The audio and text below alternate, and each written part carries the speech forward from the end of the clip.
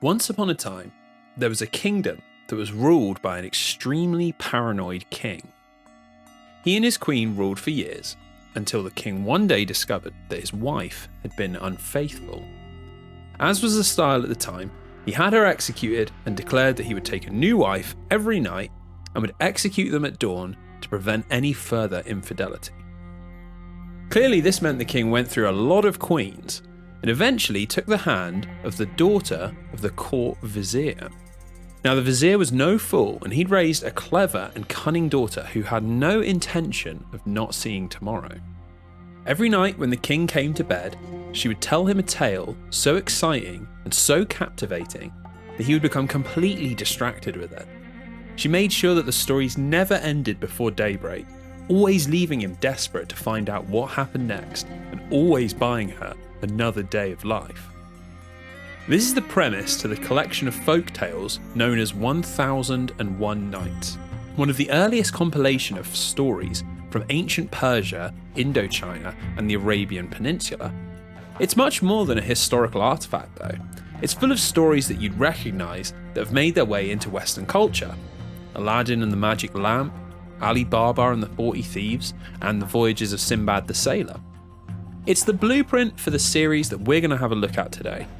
Individual stories that share aesthetics and influences, sometimes linked together as chapters in a bigger narrative, and sometimes just completely stand alone. Here, our storytelling queen has been replaced with tales of a heroic young Persian prince and the adventures that he finds himself on. Sometimes the storyteller changes, sometimes the style of the story changes, but the prince is always there. This is an exhaustive retrospective of the Prince of Persia series, so snuggle up in bed because we're going all the way through to daybreak.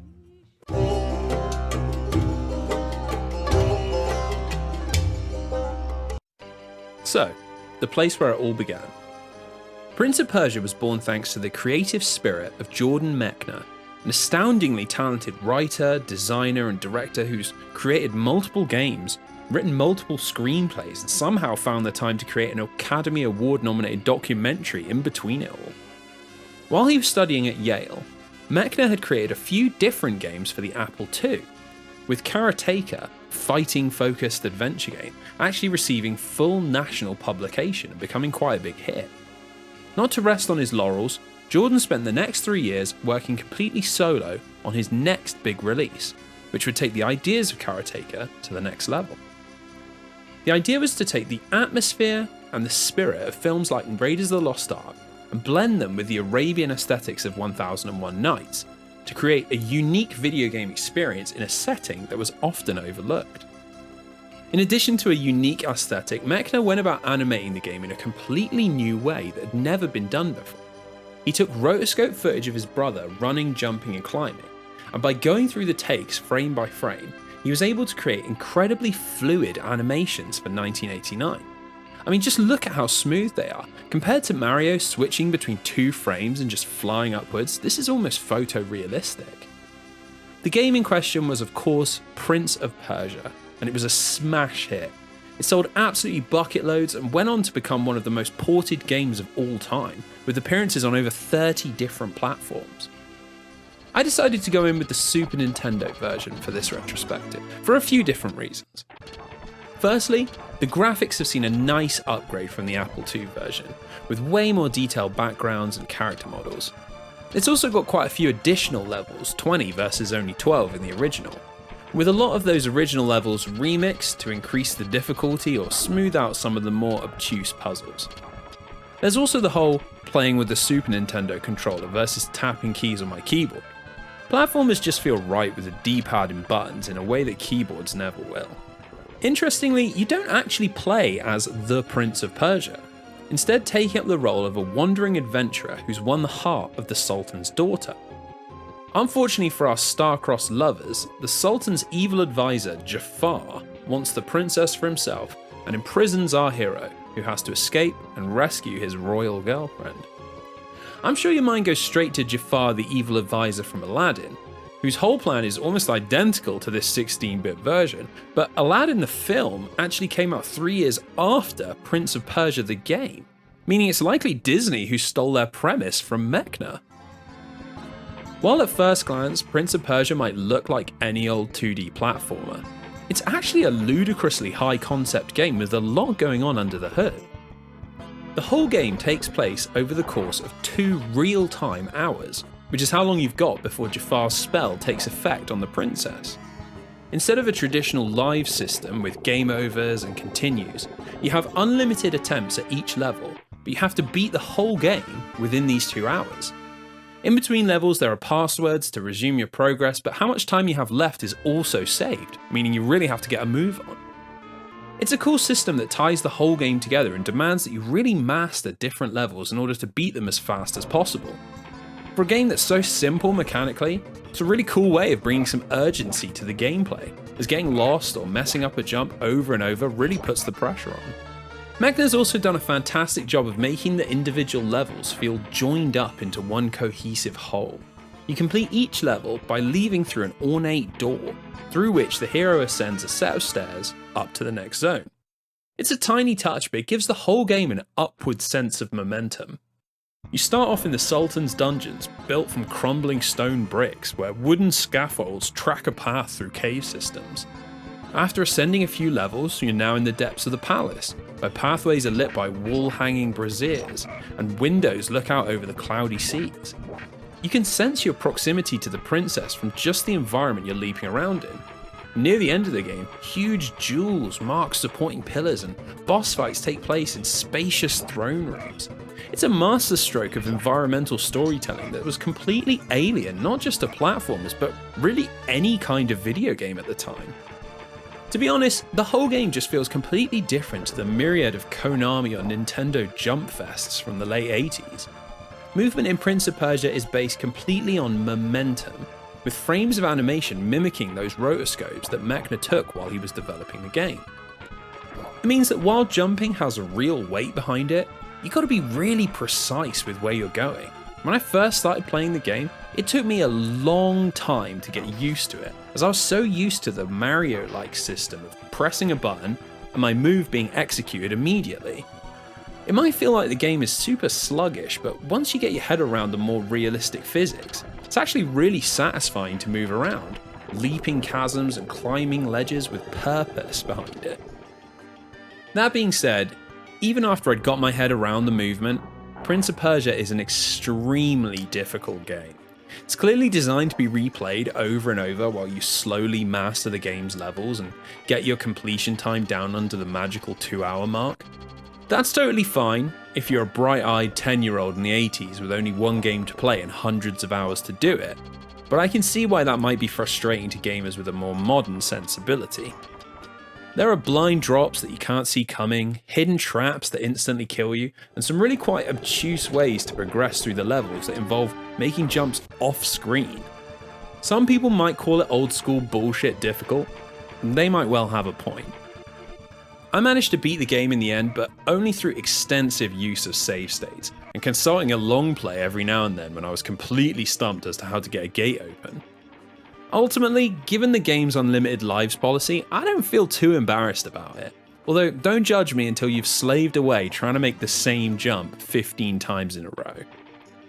It's well worth getting through the game and seeing everything there is to offer though. For a game that's based primarily around running, jumping and swinging a sword every now and then, Mechna has designed a surprisingly large amount of mix-ups into the game which keep it fresh. Partway through the game you'll encounter these large mirrors that look completely out of place. Jump through one of them and you'll create a sort of weird ghost soul man thing that pops up at various points in future levels and steals items away from you. Eventually I thought I might be getting to a point where I could trap this bugger, only to find that he trapped me and forced me down into a crazy underworld level full of respawning skeletons and instant death fiery hell pits. You'll eventually be reunited after encountering Jafar high atop the palace, who destroys the only bridge across to the final few levels. Apparently our ghostly friend was impressed with my platforming skills, and clearly he doesn't know about the save states, and we lurched back together, enabling magical passage over the gaping chasm. The whole thing culminates with a surprisingly cinematic fight against Jafar atop the Sultan's palace. After 2 hours of fighting, climbing and puzzling, level 20 is pure drama. An empty corridor, Go right and you're treated to a vista of the city where the hero imagines his waiting love.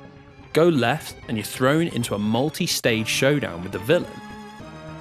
The boss fights are similar to the platforming. It looks simple, but the complexity comes from being precise. They have unique models and a hell of a lot of health, but the challenge is really based around parrying at the right time and opening them up for a counter. Weaker enemies don't even really require this, but some of the harder bosses need long chains of parries before they're even open. And by the same metric, if you whiff one of your hits, you're open to being attacked, and enemies are pretty merciless. Jafar appropriately caps stuff off with some magic attacks that you've got to position yourself to avoid, and then a sword duel with the most parrying and the most health to take care of.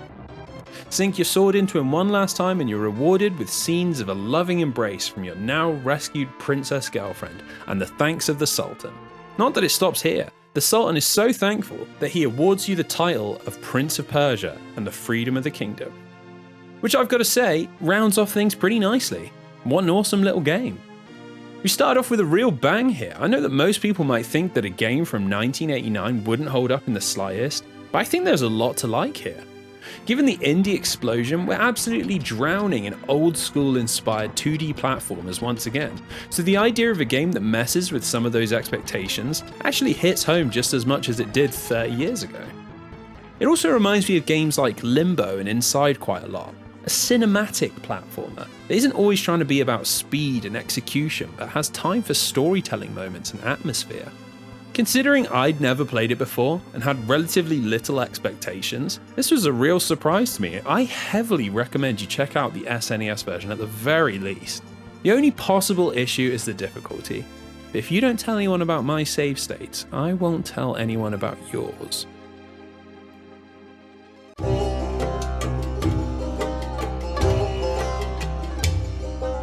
Even back in the Stone Ages of the 1980s, the same universal rule held true.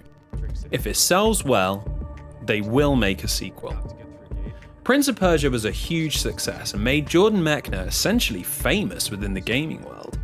He was one of the first true video game auteurs, someone whose name being on a box would lead to people picking it up. A stamp of quality in a growing medium yet to develop many solid frames of reference. Mechner didn't quite see it like that though.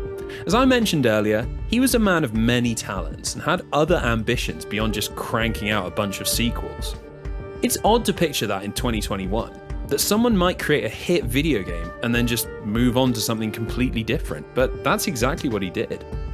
He finished his degree, wrote screenplays, travelled around Europe and worked on a documentary that ended up being nominated for an Academy Award. Pretty impressive stuff. It meant that publisher Broderbund had to design a sequel with only remote creative input from Mechner, rather than having him in complete control.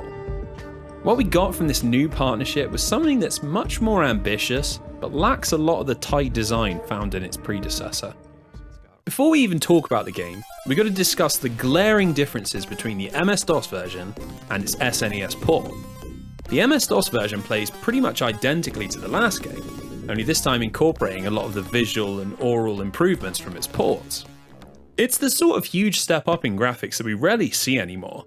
Backgrounds are now detailed or have parallax scrolling, flames and lava animate along the ground, and everything just looks so much more cinematic. The same can't be said for the SNES version though, which is astoundingly inferior this time. The sound is much worse, with some seriously goofy effects playing during combat when you die. And that is going to happen a lot, as the port inexplicably runs at about 150% speed, which makes the precise jumping and climbing almost impossible. It's even weirder because the SNES port of the first game had additional content, whereas here they've actually removed levels or story screens. It's a really baffling decision, as it would have meant that for a whole market of Prince of Persia enthusiasts, Prince of Persia 2 Shadow and Flame is legitimately worse than its predecessor. Even if you do find yourself playing the MS-DOS version, there's one major change to the formula which I really dislike, and I really can't imagine was driven by Mechner. Those slow-paced 1v1 duels and tense boss fights have been replaced with combat that's much more akin to what was found in scrolling beat-em-ups from the arcades at the time. You'll now fight as many as 4 enemies at once, all of which usually die in one hit and rarely present much of a threat. I can see it maybe being explained away as, oh, but the prince is so much more talented at fighting since his first adventure. It's natural that he'd be so much stronger. But I don't buy it. Even if it's thematic, it's replacing a system that was simple but elegant with something that's just simple. It's a shame as there's a lot of combat in this game and it really brings the whole experience down. Thankfully, things are a lot better in the level design and storytelling departments, and it's quite obvious that this is where Mechner had the most input. The guy is just a natural storyteller in every endeavour that he pursues. The whole scope of the game has been broadened, with much more variety in its levels. We escape a city, chased by the guards, explore hidden caves on a desert island, scale the walls of an abandoned ancient city and go toe-to-toe with monks deep within a mystical temple. There's a real sense of journey this time, with cutscenes that link everything together rather than just reminding you that a princess is in danger. There's actually a plot that progresses as you move through the game, although it is seriously weird this time. Jafar is back, and he somehow managed to copy your body and transform the prince into an old beggar, leading him to be chased out from the palace. Jafar takes the prince's place, capturing your bride, deposing the sultan, and leaving it up to the prince to travel the world looking for a way to save the day. The timed mechanic from the first game is back, but it's a little more contrived this time around. Before we were racing back to the princess to stop a spell that would make her fall in love with Jafar, but this time it's just a spell that kills her. I thought the whole point of Jafar taking the prince's body was that he wants to be the prince. Why is he now trying to kill the princess? I mean, he could just as easily sword her up and save himself the bother of the spell. It just sort of seems like a way to have the same countdown system, but without it being as well incorporated into the writing. Throughout your adventure, the prince also has these visions of a magical woman, begging us to find her as fast as possible, which is really the main aim for most of the adventure. Thanks to a friendly magic carpet, you eventually do locate her in the throne room of a ruined citadel. Turns out, it's your mother, who is a ghost, and who is part of an ancient line of royalty that were destroyed by the armies of darkness. You are the sole surviving heir to the throne, and she begs you to avenge her and her fallen people. You might think that the rest of the game will be discovering Jafar's links to the armies of darkness, and taking revenge on not just your nemesis, but on a whole cast of villains, saving your wife while avenging your parents at the same time. It would be a pretty rad expansion to the scope of the series. We're not just saving the girl, but we're saving the world. Only, that storyline doesn't actually go anywhere, and the second half of the game descends into a sort of Lynchian breakdown where I'm genuinely not sure what was going on. You see, a flying horse you meet takes you to this crazy red temple full of monk-looking guys with bird helmets on. Or at least, I think they're helmets. And given how weird everything is about to get, I'm not actually confident that they aren't bird soldiers. You discover a huge blue flame, which enables your soul man, remember that guy from the first game, to power up. Or at least I presume that's what's happening, because there aren't actually any cutscenes to explain what's going on. Thanks to another, separate magical horse, you end up back at the palace, where you come face to face with Jafar, masquerading as the prince. He casts a crazy spell on you, and you're transported to the final level of the game. Now, I freely admit, there might be some subtext or allusions here which I'm completely missing, but this level, in my eyes, is pure crazy. To begin with, you have to take a bunch of damage to activate the blue Super Saiyan Soul Man mode, and then hunt around destroying copies of yourself in order to escape. There's a weird screen where you platform across a giant dead spider, or at least I thought it was dead until I saw one of its mandibles moving, which is just seriously gross. The platforming in general is also super hard now because the landscape is so MC Escher that it's actually pretty difficult to know what you can and can't jump onto. So you hunt down the last copy, which back in the real world has the effect of burning Jafar alive. I mean, I have no idea what was supposed to be happening. A battle of minds? An actual conflict in the spiritual world? Something just taking place in the prince's imagination? I don't know. Regardless, we beat the bad guy, the princess is back to her senses, and they fly off into the sunset on yet another flying magical horse. Apparently they're pretty common in Persia. Honestly, it's a weird game. Way weirder than I was expecting after the straight down the line Arabian Nights vibe of the first game. I couldn't find anything to back this up, but this definitely feels like Broderbund wanted to expand the series and set up future sequels with a more comic book or adventure movie feel.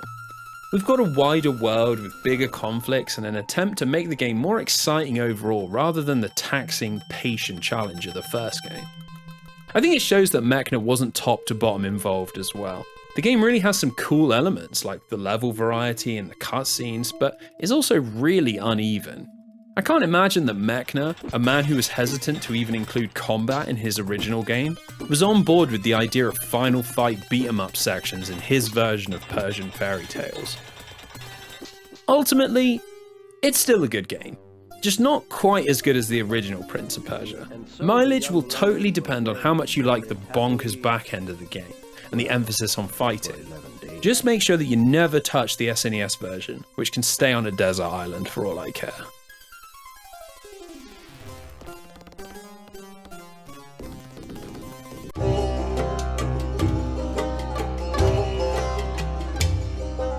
Beyond the absolutely ridiculous pun in the title, 3D, and it's the third game, get it?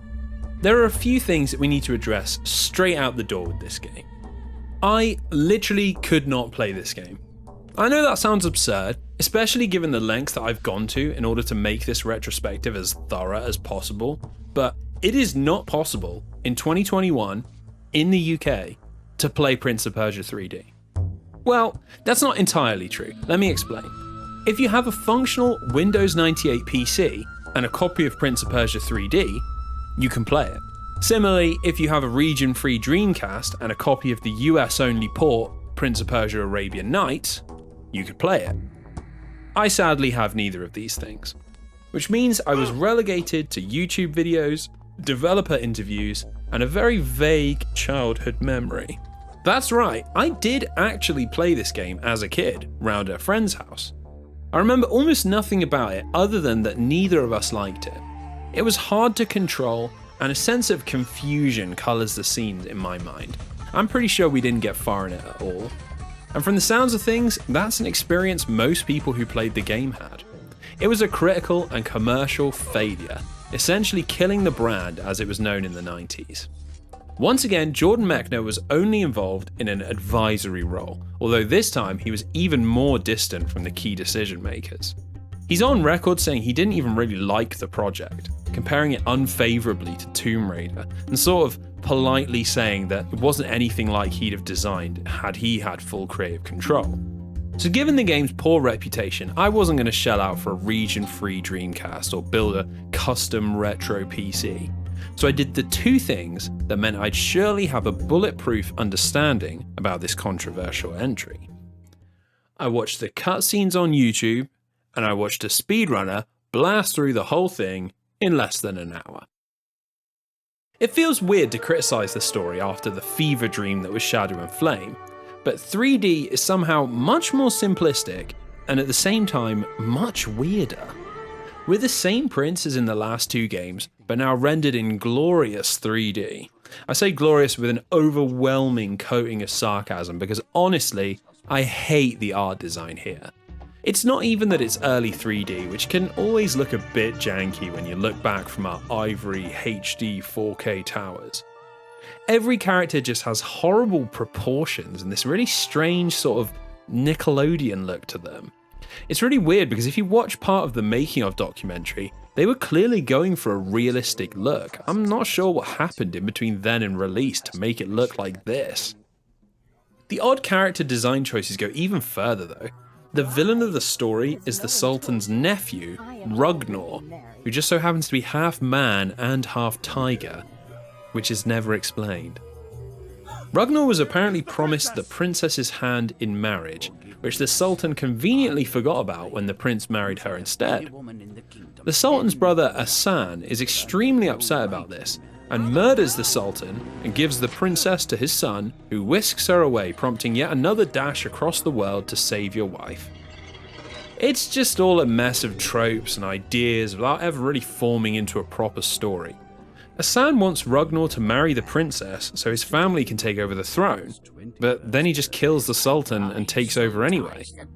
That being said, Ragnar is legitimately dead set on trying to convince the princess to be his loving wife. But why? And why does he not realise that she isn't into him because of his freakishly deformed tiger head? The whole thing doesn't even properly resolve. The final level of the game ends with you defeating Ragnar and rescuing your wife, only for them to just fly off and abandon the people of Babylon while literally laughing about it. They're clearly monarchs from the Marie Antoinette school of lordship. The gameplay is a classic example of early 3D action platformers on the PC.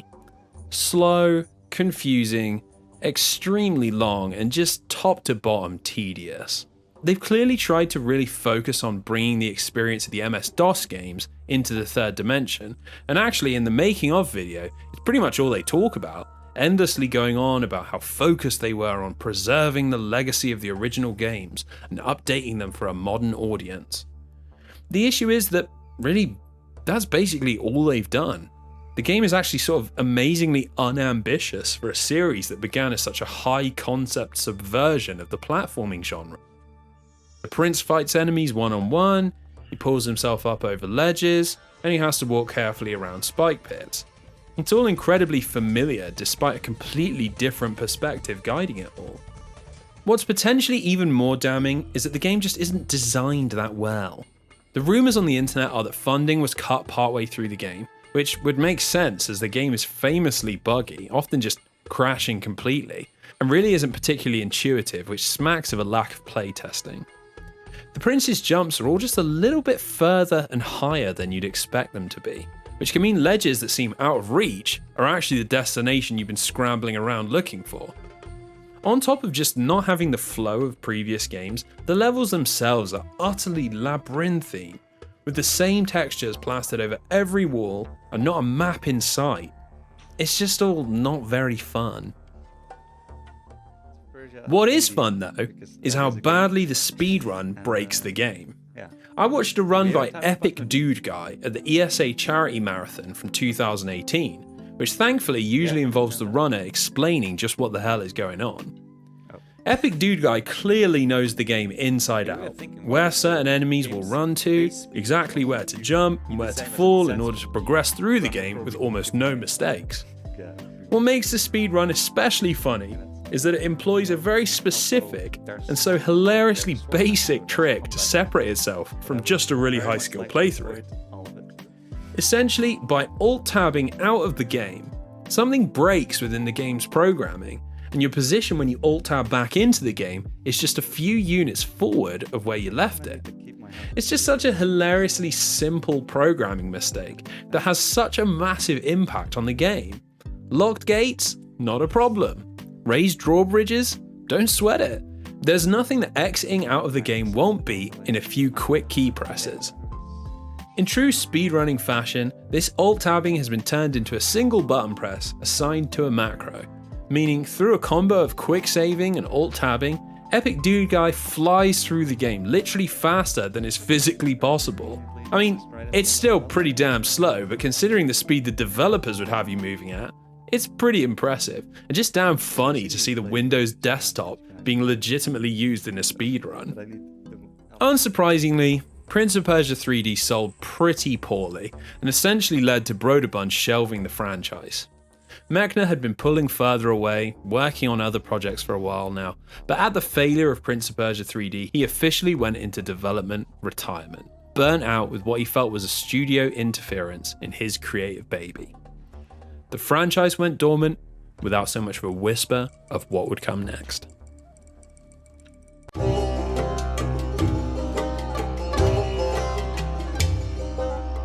For me, Prince of Persia Sands of Time is one of the greatest adventure games of all time. Perfect blend of innovation, creativity and charm, all wrapped up in what might be one of the most influential but least appreciated games ever. So as we just discussed, Prince of Persia 3D had flopped pretty hard, and Jordan Mechner had finally called it a day. As the series had been Jordan's brainchild, Broderbund decided they could do without the license and sold the catalogue off to Ubisoft. who at the time were an up-and-coming, medium-sized developer. Ubisoft had always been a big fish in the European market, but were desperate to crack the American market, where they had always struggled.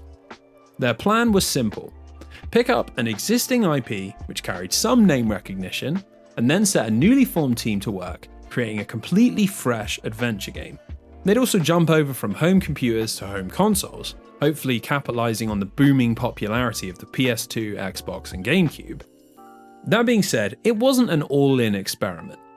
Ubisoft handed the development over to a team mostly made up of young developers, led by a relative newcomer to the industry, Patrice Désilets. Patrice was extremely ambitious about what could be done with the franchise, but he needed to convince Ubisoft to give them time, money, and freedom to realize their vision. He needed a big win to show off what they could do, and he got it shortly after development started. You see, while Broderbund had sold the franchise to Ubisoft, the intellectual property was still owned by Mechner, and the team needed his sign-off to be able to go ahead with their new game. In the spring of 2001, he visited the Ubisoft Montreal studios to see exactly what they'd come up with, and hopefully give them his blessing. What happened was more than Désilets and their team could ever have asked for. Mechner was beyond impressed with the ideas they had come up with, how they'd revisit the core ideas of the first game while bringing it into the modern world, with quality animations, clever level design, and intense combat all at the core of their vision for the Prince. In fact, he was so impressed that he asked to come on board as a creative lead, offering to pen a fresh story and help them realize all these incredible ideas. It gave the team not just the confidence they needed that their vision really was good enough, but it also sent an important message to the higher-ups at Ubisoft. This was a game worth letting grow at its own rate. The Prince finally had a dream team behind him, a big developer willing to give money and time to the project, a young, ambitious team wanting to make an impact on the industry, and a renewed Mechner with a score to settle. Sometimes, my friends, the stars just align, and did they ever for Sands of Time? We play as a completely new, unnamed prince, journeying with his father through India to visit the Sultan of Azad. During their travels, they besiege and sack a nearby city after being offered the treasures within by the local vizier. The traitor asks only for the Dagger of Time, contained within the city's vault, as payment for his betrayal, which is a price the King of Persia can't resist. During the siege, the prince storms ahead of the invading army, securing the vault along with the dagger and the mythical Sands of Time that were contained inside. Now, the King of Persia isn't just a murderous tyrant, he's also a doting father, and instead of paying the vizier the dagger he wanted, he awards it to his son instead for the bravery that he'd shown. Obviously, the vizier gets pretty annoyed about this, and in revenge, once they are at the Maharaja of India's palace, he tricks the prince into releasing the Sands of Time within the palace. Now, this isn't good news for the visiting army and the palace guards, who are all immediately transformed into monstrous sand creatures who pretty much just want to kill everything they see. It's definitely from the Ark of the Covenant school of ancient evil, where the purpose or design of the sands is never really explored. They're just a damn destructive evil force that us mere mortals can't understand. The prince is quite literally magically saved thanks to the Dagger of Time, and as the only soldier left standing, it's up to him to work out a way to fix this mess and get all that sand back inside that hourglass. The whole setup is just a fantastic combination of those classic Arabian Nights style fairy tales and the original Prince of Persia's simple story of the heroic prince and an evil vizier. Like the best adventure films and books, it's just a simple setup that acts as a foundation for all of the storytelling and gameplay that's built on top of it. Jordan Mechner was insistent that the Sands of Time should try everything to break the classic formula of adventure games at the time, where story and gameplay were almost always completely separate. Cutscenes delivered the plot, while levels were sandwiched in between and were purely focused on gameplay. Impossibly the most charming decision ever made in an adventure game, and a fantastic nod to the 1001 Nights stories, the whole experience is framed as if it's a story being retold by the prince. Were there others like me who yet clung to life hiding in fear among the ruins? It means that the game has a really natural way of delivering exposition, never having to stop for drawn-out cutscenes or cinematics. A soldier's mess hall. Smell of food still wafted from the kitchen. Scant hours ago, these tables had been filled with men, joking in camaraderie over their evening meal. It goes further than just being a storytelling device though. It's really cleverly constructed in a way that reacts to what the player does. If you fall off a cliff, you'll be punted out into a game over screen, but the prince will splutter, no, that's not what happened, let me start over, as if your mistake really was just a mistake in his storytelling. It takes those failures that are usually just ignored as non-canon and actually incorporates them into the game. It's just such a charming decision that gives the whole game a really unique storybook feel.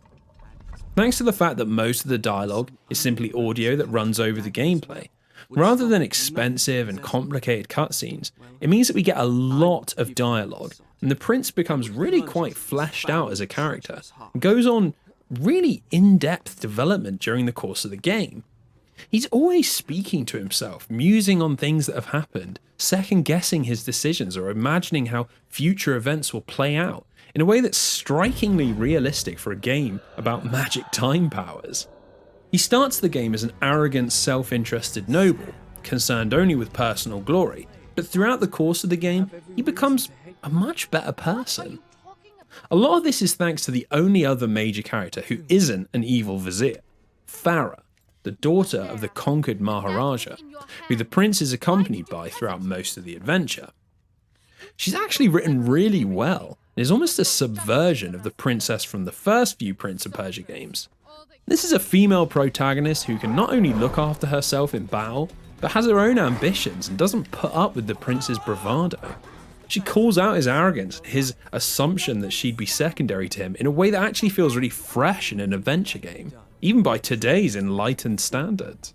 While she's not a huge part of the gameplay, their constant banter and bickering ends up cutting through the horror of the sand creatures and balancing out the darker parts of the story. When you're eventually cut off from one another, you genuinely feel the loneliness as the prince is left alone with his thoughts. It's a real achievement of writing considering from a gameplay perspective, Farah doesn't really do anything meaningful. You can call it predictable, but the prince and Farah do eventually fall in love. But really, I don't think there's anything wrong with a bit of classic romance here. We've got to remember that the Sands of Time is influenced by fairy tales and mythology, which are rife with love stories, and the original Prince of Persia was all about rescuing the love of your life, so it's pretty par for the course here. Special mention needs to go to the setting. I think the Palace of the Maharaja is incredibly underrated as a video game setting and never gets the credit it deserves. Gone are the distinct and separate levels from the previous games in the series. Instead, replaced with a completely cohesive palace that the prince travels through, with various locations like gardens, barracks or waterways acting as distinct zones, each focused on a different element of the gameplay. What's incredible is that the game is almost entirely devoid of any loading screens, and instead hides all of its loading dynamically behind small cutscenes or shorter, less detailed hallways that don't feel out of place at all. It actually gives the game an incredibly natural atmosphere that was so alien to platformers at the time. That naturalism is built up through so many amazing touches. In order to heal, the prince has to drink at water fountains, which are carefully spaced throughout the game, often coming after combat zones as a bit of a reprieve. It's just fantastic from a video game design perspective because it makes complete sense in universe. The prince is constantly flying around the battlefield or leaping across chasms. He's going to need to hydrate, so why not make that your HP regen mechanic? It's not just reserved for specific locations though. I was amazed to find that in parts where the prince naturally finds himself knee-deep in water, say in the palace's viaduct or the bathhouses, you can simply lean down and heal yourself at any time. It really shows that the team was utterly committed to making the environments you explore feel like something you can reach out and touch. And that was actually a huge part of the design philosophy that led to the game's iconic platforming sections. Unlike Prince of Persia 3D, which is mostly based around more traditional platforming, Sands of Time is more about context-sensitive actions which have to be linked together to progress through a space. It sounds complicated, but you only really move around with two buttons: jump and wall run. On their own, they don't do much, but where things get interesting is that they can be linked together, and the jump changes its action depending on what sort of object you're pointing at. You'll swing around flagpoles, wall run from window to window, or shimmy along crumbling ledges. It's an absolutely brilliant take on the 3D platforming formula, which has become the de facto way to design these sorts of games. Almost every modern series, from Uncharted to Ghost of Tsushima, shamelessly rips this off. It's almost become a sort of tired cliche, but you have to give credit to the game that started it all. While some people might point to Lara Croft's antics on the PS1, it's pretty hard not to look at the fully formed gymnastics of the Prince and see exactly where the PS4 exclusive formula comes from. Part of what achieved this was Mechner and the team wanted it to feel like every element of the world had purpose, which meant designing environments before they worked out how to turn them into gameplay sections. It's an interesting way to approach level design, which doesn't exactly sound like it should work, but it leads to some absolutely brilliant zones where you feel like the platforming and the aesthetics are completely united. During the climb through the Sultan's Zoo, you'll traverse the inside of huge cages, which do indeed have classic platforms that you'd expect from a Mario game. But here the environment justifies them. Huge birds soar around the menagerie, which of course would have used these platforms for nesting. Once you've unlocked the gate to leave the zoo, you'll journey through a bug-infested storeroom, complete with box puzzles that have to be solved to progress. But yet again, it makes sense that such large quantities of food would have to be stored nearby the exotic animals, but as safely as possible. It's just that extra detail and attention that pushes the game from excellent to one of the greatest of all time. Things like how throughout your journey the prince's clothes will become progressively more tattered and he'll pick up scars from close encounters and battles. Or how the whole game incorporates the passage of time, starting in the evening and progressing all the way through to daybreak, using the darks of night to create an oppressive atmosphere early in the game, and then using triumphant sunrise to frame the final ascent to the ending. It's just so obviously a game born from true passion for the medium, with barely a moment untouched by the hand of a developer wanting to make something special. Now, I know they've become pretty unfashionable as of late, but I think you can tell a lot about how dedicated a team of developers are by looking at their puzzles. Puzzles were a huge part of early 3D games, but honestly, they always suffered from the same criticism. For all of the invention and imagination they took to design, they were often completely at odds with the video game world and really damaged its believability. The classic example is the mansion in Resident Evil 1. How are we supposed to believe that people actually live in this place when it takes 45 different keys inserted in special locks just to go to the toilet? It was often hand-waved away with small bits of lore, but Sands of Time tackles the issue head on and really shows off the team's ingenuity. Just like its platforming, the puzzles are baked into the core design of the world and really tries to justify why these enormous machines exist at all. The most famous of these is the Palace Security System, a huge early game puzzle that involves moving a platform around and plugging specific rods into their corresponding locks. It's a fun little puzzle that's not all too hard, but it's just made so much better by the flavour. For starters, the whole experience is completely made by the presence of a security guard constantly shouting over you to hurry up in the most perplexing Persian accent I've ever heard.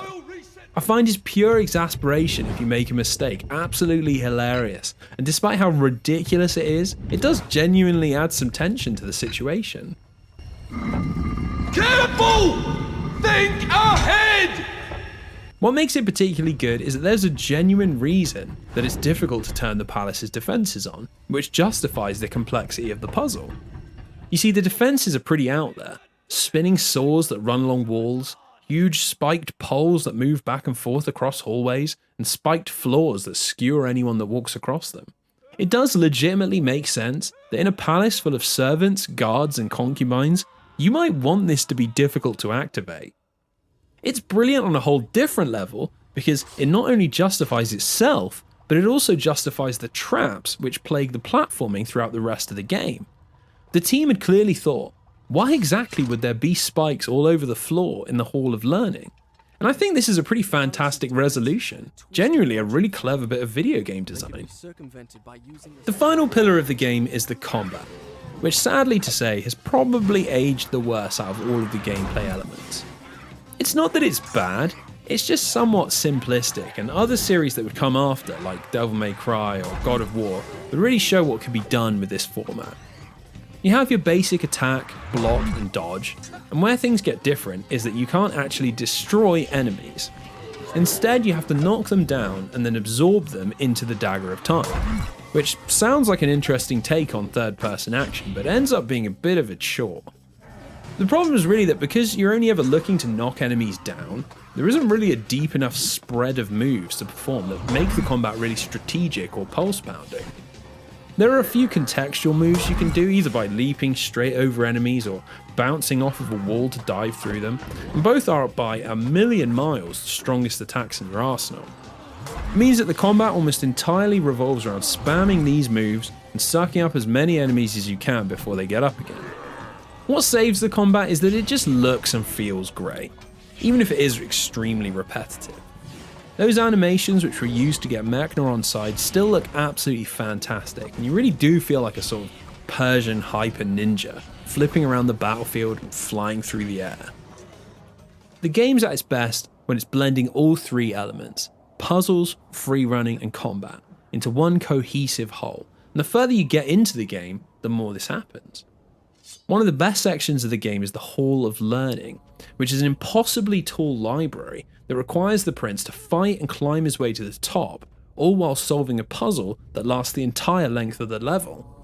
It starts with a pretty lengthy combat section on the floor of the tower, before you have to climb up the shelves and make your way up into the rafters, all while avoiding either traps or plummeting to your doom. Once you're up in the gods, you have to unlock and position 4 mirrors, which reflect a beam of light around the tower in all different directions. It's genuinely a really satisfying sequence to play through that tests everything you've learned so far. Of course, we got to discuss Sands of Time's biggest innovation, the dagger itself, which is more than just a way to dispose of the sand creatures. With the tap of a button, you can rewind time and correct mistakes that you make. It's limited based on how many sand charges you have, which are conveniently refilled by absorbing enemies, but it feels like it can honestly do anything. Miss a jump while platforming? You can just rewind back and have a better go at it. Get hit by a big enemy and lose most of your health? Rewind time, make sure you get your dodge in. It's not only perfectly thematic, but it's incredible from a design perspective. It means that the prince can constantly be in life-threatening situations, but as the player always has a way to correct things, it means Sands of Time never becomes a brutal slog to play through. Apparently it was directly inspired by director Patrice Désilets playing another Ubisoft platformer, Donald Duck Going Quackers. It's a pretty typical old school platformer, but Patrice found himself getting increasingly annoyed with having to start a level over and over every time he died, which gave birth to the idea of the do-over, rewinding your mistakes and giving the player another go. Words really can't describe how much of a game changer this was in 2003. It wasn't just that it was an innovative approach to adventure gaming, but it was just so smooth and so instant. The fact that everything rewound and played out exactly the same way with each rewind just felt so futuristic on top of being damn helpful. The prince eventually unlocks more sound powers like the ability to slow down or freeze time, but it's this rewind that's always the most important part of the game. It's just an absolutely brilliant mixture of design and narrative, something unique to video games that you can't get from any other medium. Sands of Time ends on a ridiculously strong note as well, going out with a brilliantly climactic ending that would make most action films proud. The final level of the game is a huge climb up the outside of the Tower of Dawn, the highest peak of the Maharaja's palace. It's an absolutely brilliant final stage which tests all of your platforming skills to this point and goes on for really quite a long time, which is a good thing because it makes it feel like you're really scaling the outside of a monolithic otherworldly tower. The way the sun is rising as you jump between walls and shimmy up columns just gives it a sense of drama that still isn't found in many games.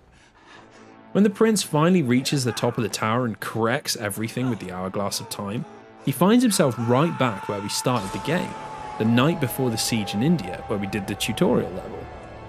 He rushes ahead of the invading army to find Farah and warn her of the vizier's treachery, hoping to prevent his father from being able to take the city and thus discovered the Sands of Time. In true video game fashion though, the Vizier has foreseen this and serves as the final boss battle, which honestly is pretty easy if you've got enough sand tanks to keep him in a perpetual state of sand freeze. Once he's defeated, a confused Farah stumbles over, asking who this stranger is and what exactly is going on. To this, the prince replies with the same lines that opened the narration of the whole game. Some people think time is like a river running swift and true, but they are wrong. You see, throughout the whole game, the narration was more than just a clever framing device. It's actually the prince retelling the whole story to Farah after the day had already been saved. A lovely little way to wrap everything up in a neat bow. It's one of the most creatively told video game stories I've ever seen, and it's easily the high point of this series.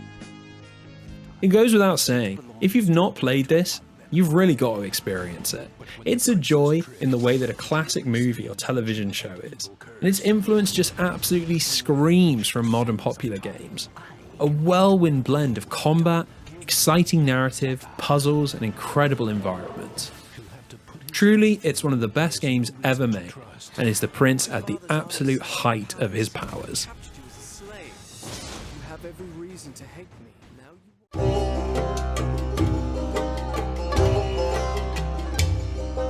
In a trend that would go on to define the rest of the series and utterly test my patience for incredibly poor games, Ubisoft felt that the success of Sands of Time should of course be followed up with a handheld port. For those of you who weren't there, or have forgotten the good old days before microtransactions and paid DLC, the way those greedy publishers milked games for more money was to create cheap handheld ports or demakes. Thanks to the prehistoric world of no internet connected consoles, there was no way to monetize games outside of simply selling more games, so publishers did the only thing they could: send the license out to a tiny little studio and let them hash together some sort of portable version that resembled the real McCoy. Sands of Time on Game Boy Advance is maybe the definitive example of this. A completely and utterly pointless demake of the game that's only vaguely familiar to the source material. I feel deeply sorry for any kids who had to open this on their birthday, victim of an honest mistake by a loving grandma who bought exactly what they asked for, just on the wrong platform. The plot is essentially exactly the same as Sands of Time, but now told through still images and extremely short text narration. If anything, it's a testament to just how simple the premise of Sands of Time is, that it can be legitimately condensed into this format and still work as a coherent story. Problem is, of course, that it's just completely inferior. All of the charming character interactions and internal narration that made the original so compelling is completely missing, which just relegates the story to a framing device for gameplay rather than anything worthwhile. I would love to be able to tell you that Sands of Time on Game Boy Advance does an admirable job of taking the mechanics of the console version and reworking them for the 16-bit, but unsurprisingly, I can't. If anything, the implementation of those ideas is actually the worst thing about it. Sands of Time was all about rewinding and slowing down time, so it bears out that our GBA Impressionist would have its own time mechanics, but they just don't really work. I'm not sure if the emulator I was using was just a touch wonky, but the rewinds themselves never really save you from death. They take so long to activate that by the time you're actually turning back the clock, you've gone too far to be able to save yourself. You just end up death looping until you hit a game over. The gameplay is broadly based around entering a room and either having to do some platforming or solve a puzzle to open a door and progress to the next one. I can imagine that somewhere, long ago in some dusty development meeting, this was originally envisaged as a throwback to the classic formula of the Mechner MS-DOS classic. But the problem is that Sands of Time GBA doesn't really feel like that game at all. The platforming is much more traditional, with zero sense of momentum or physicality to the leaping. The prince has a health bar and can take multiple hits and basically just flies along at breakneck pace. It's more Mario than anything Mechner, and really it could be any GBA platformer. That's not to say there isn't at least something salvageable here though. Something I actually really like is that a huge part of the gameplay involves controlling not only the prince, but Farah at the same time. The idea is that you need to utilise their skills to activate switches or solve puzzles that require both characters. It's an interesting idea, but not one that ever really sees full fruition. You change control by hitting the select button, and despite it being impressively quick to switch characters, you're never in any fast-paced situations that really require both characters to ever be doing anything urgent. The gameplay is paced so that the prince does something, then you switch to Farah, who does something else, before switching back, always in neat little sections separated by pressing select. It's an interesting idea, but it never really escalates in complexity to the point where it becomes satisfying to work through longer puzzles. It's just sort of tedious. The same can be said for the structure of the game. Despite its design looking as bog standard as a linear platformer can be, it's actually a non-linear Castlevania-esque game, where you unlock powers that allow you to revisit previous areas of the palace to unlock new routes and unlock new powers.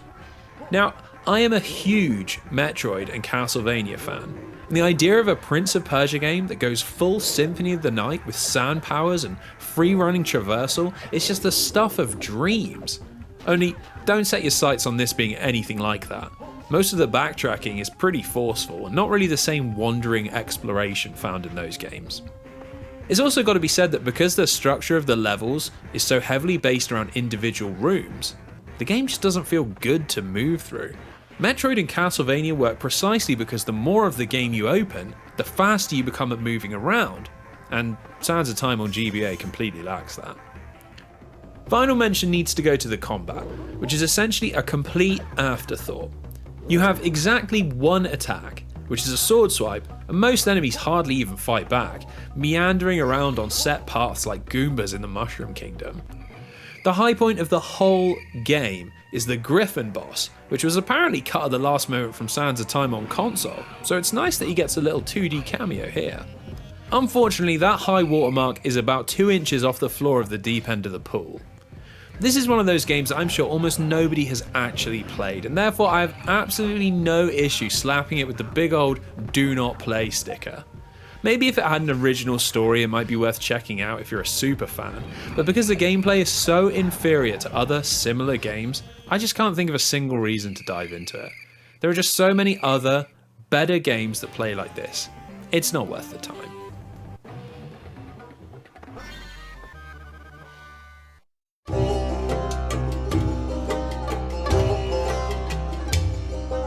Not content with the massive success of Sands of Time, Ubisoft decided to reinvent the prince once again for the sequel. This time chasing the cultural zeitgeist of the mid-2000s, which involved a lot of angst, violence and M-rated costumes. It's really hard to describe to someone that wasn't there, but let me just say, as someone who was a teenager during the 2000s, there categorically was a market for things that were dark, things that were edgy, and things that were violent. It's not that everyone was messed up, it's just what people did at the time. We would meet up and watch old zombie movies and then stick on some music about how something is crawling in your skin. You know, just like any normal teenager would do. Jordan Mechner, satisfied that he'd successfully passed the prince on to people who would now look after the series, finally took proper retirement. And it was up to Ubisoft and a whole new development team to work out what the series was going to be going forwards. In hindsight, it's actually a pretty huge moment for the series. The first mainline game that wouldn't have its creative father's involvement in it. Decisions made here would come to define the series for the next decade, and boy oh boy, did they make some decisions. So the game is set 7 years after the events of the Sands of Time, and unfortunately for our titular hero, all of his messing with time has meant that he's now pursued by an unstoppable and unkillable monster, the Dahaka. Sadly for him, by using the Dagger of Time to avoid death so often, he's caught the ire of the Monster Time Police, who are out to correct all of those rewinds and put the prince in the ground where he should have ended up. We link up with him as he travels to the Island of Time on a mission to find the Empress of Time in hope that she can help him avoid his fate. It's honestly a pretty cool premise for the follow-up to Sands of Time, especially as it deals with the consequences of how the player acted, rather than just story beats that he had no influence in. The prince is being hunted down for rewinding time to avoid death, which is something that, unless you're a freaky no-hit speedrunner, you actually did. The problem with Warrior Within is the big grumpy elephant in the room. It's the monumental shift in tone. The whimsical Arabian Night-style narration has been jettisoned for intense cutscenes, and most of the mythological Middle Eastern architecture and character design have been swapped out for BDSM-style armor and extremely dark environments. The biggest change, and the one that's ascended to meme status, is the soundtrack. Now, instead of orchestral Persian strings and drums with female choral singing punctuating the action, we're now blasted with intense metal riffs, with an actual song by Godsmack playing during the Dahaka chase scenes. Frankly, as much as I'm a huge metalhead and would have lived for this aesthetic at the time, it's really not a good look now. All of the angry shouting and over-sexualized female characters just really doesn't look right outside of the early 2000s, and it just makes the whole game feel like the fantasy of a teenage boy. A hyper-powerful anti-hero who's constantly attracting hyper-sexy women and killing everyone in his path without mercy. All that character development from Sands of Time, you know, one of the things that actually made the game so good, is just totally gone, and instead we're left with pure base intensity. The refocus on intensity over artistry is clearly the main idea behind the whole game. Combat is now 90% of what you'll do, rather than the more varied flow of Sands of Time. The Prince is now able to equip a second weapon from defeated foes and perform a whole slew of new moves and combos to mix up the acrobatic combat from the first game. It's actually a damn sight more complex, with enemies requiring different strategies and certain moves being contextually really powerful. You can now flip over enemies and grab them, which can be used to throw people off of ledges, or steal their weapon, which opens up combos unavailable with only one sword. On top of this, you've now got a range of crowd control moves and sand powers which you can use to take mobs of foes out with. They pair it up with enemies that sometimes need specific tactics to beat, which is a really welcome change from the spam jump attack strategy of Sands of Time. These black speedy boys, for example, are super weak to having sub-weapons thrown at them, while assassin ladies are really susceptible to grab attacks but will always counter jumping attacks.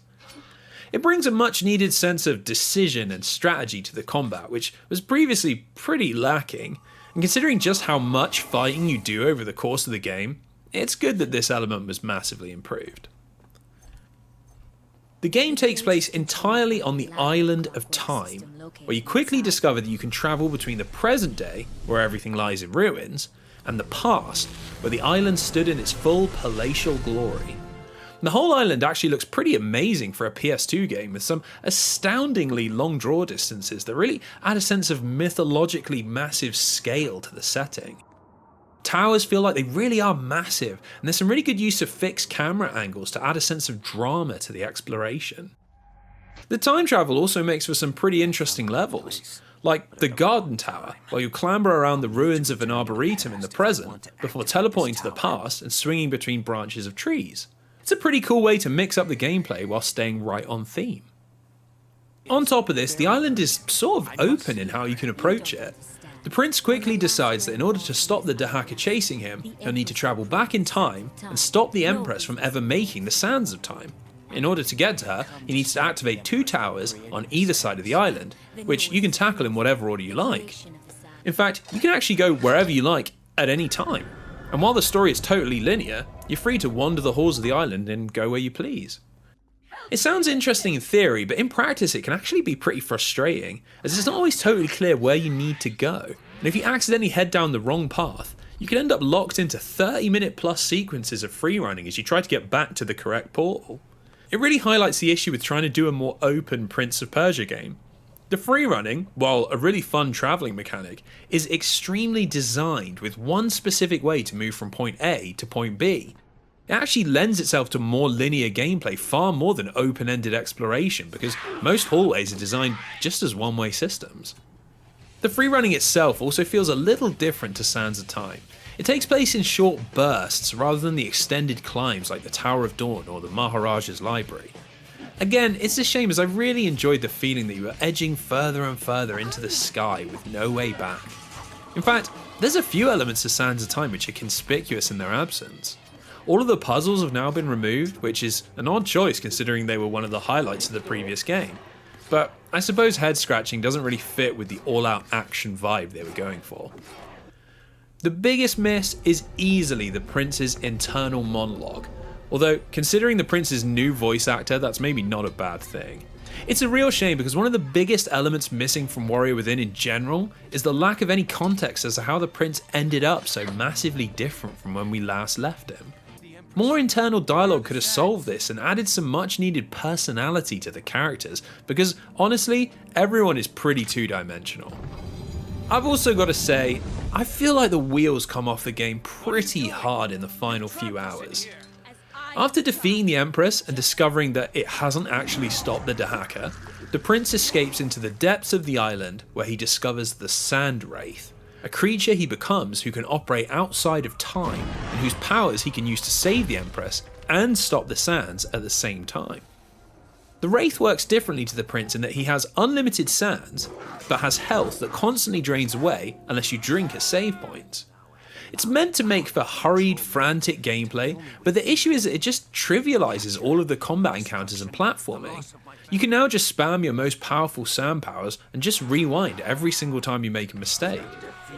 I can see how it might be fun to be rewarded with a hyper overpowered section at the end of the game, but for some reason all you do as the Wraith is backtrack through every single level in almost the exact same way.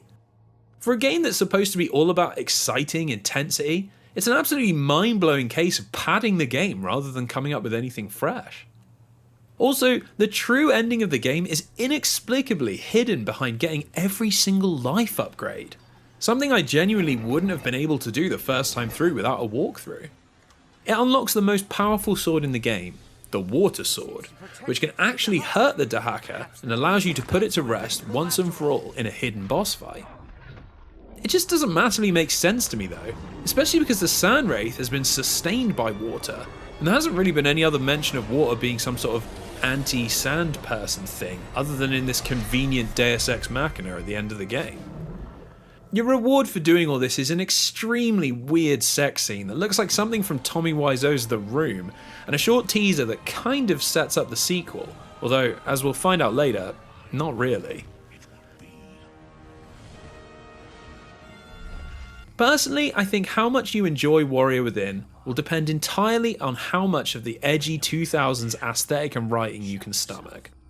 For me, it's a bit too much and lacks any of the charm that I love about Sands of Time. We've gone from something that could literally be one of Scheherazad's Arabian Tales to a sort of strange mixture of nu metal music video, softcore porn and an action film. I hesitate to describe it like this, but it's just not aged particularly well. I struggle to see this game having any sort of revival in the current political climate. Same really has to be said for the gameplay, which I think is generally speaking worse than Sands of Time. The combat is absolutely without a doubt better in every way, but it's just a real shame that the puzzles and extended freerunning are gone. When you mix that with the brutal levels of backtracking that come into play in the late game, it just makes for a game that's very one note. Don't get me wrong, it's a note that it does well, but we've seen that Prince of Persia can be so much more than just wild combat. Together, we built this vessel. Together, we left the island. And together, we returned to Babylon.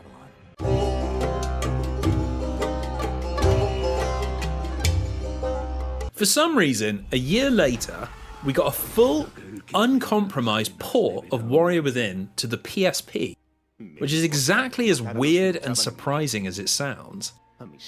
It's literally the exact same game, but now presented in a lower resolution and on a smaller screen. Sounds like it should be an absolute shit show, but actually it's not as bad as you'd imagine. The way they get around the lack of two analog sticks is by having the camera control set to the left shoulder button. Whenever you depress it, your only analog stick changes from controlling the prince to moving the camera, and it genuinely works really well.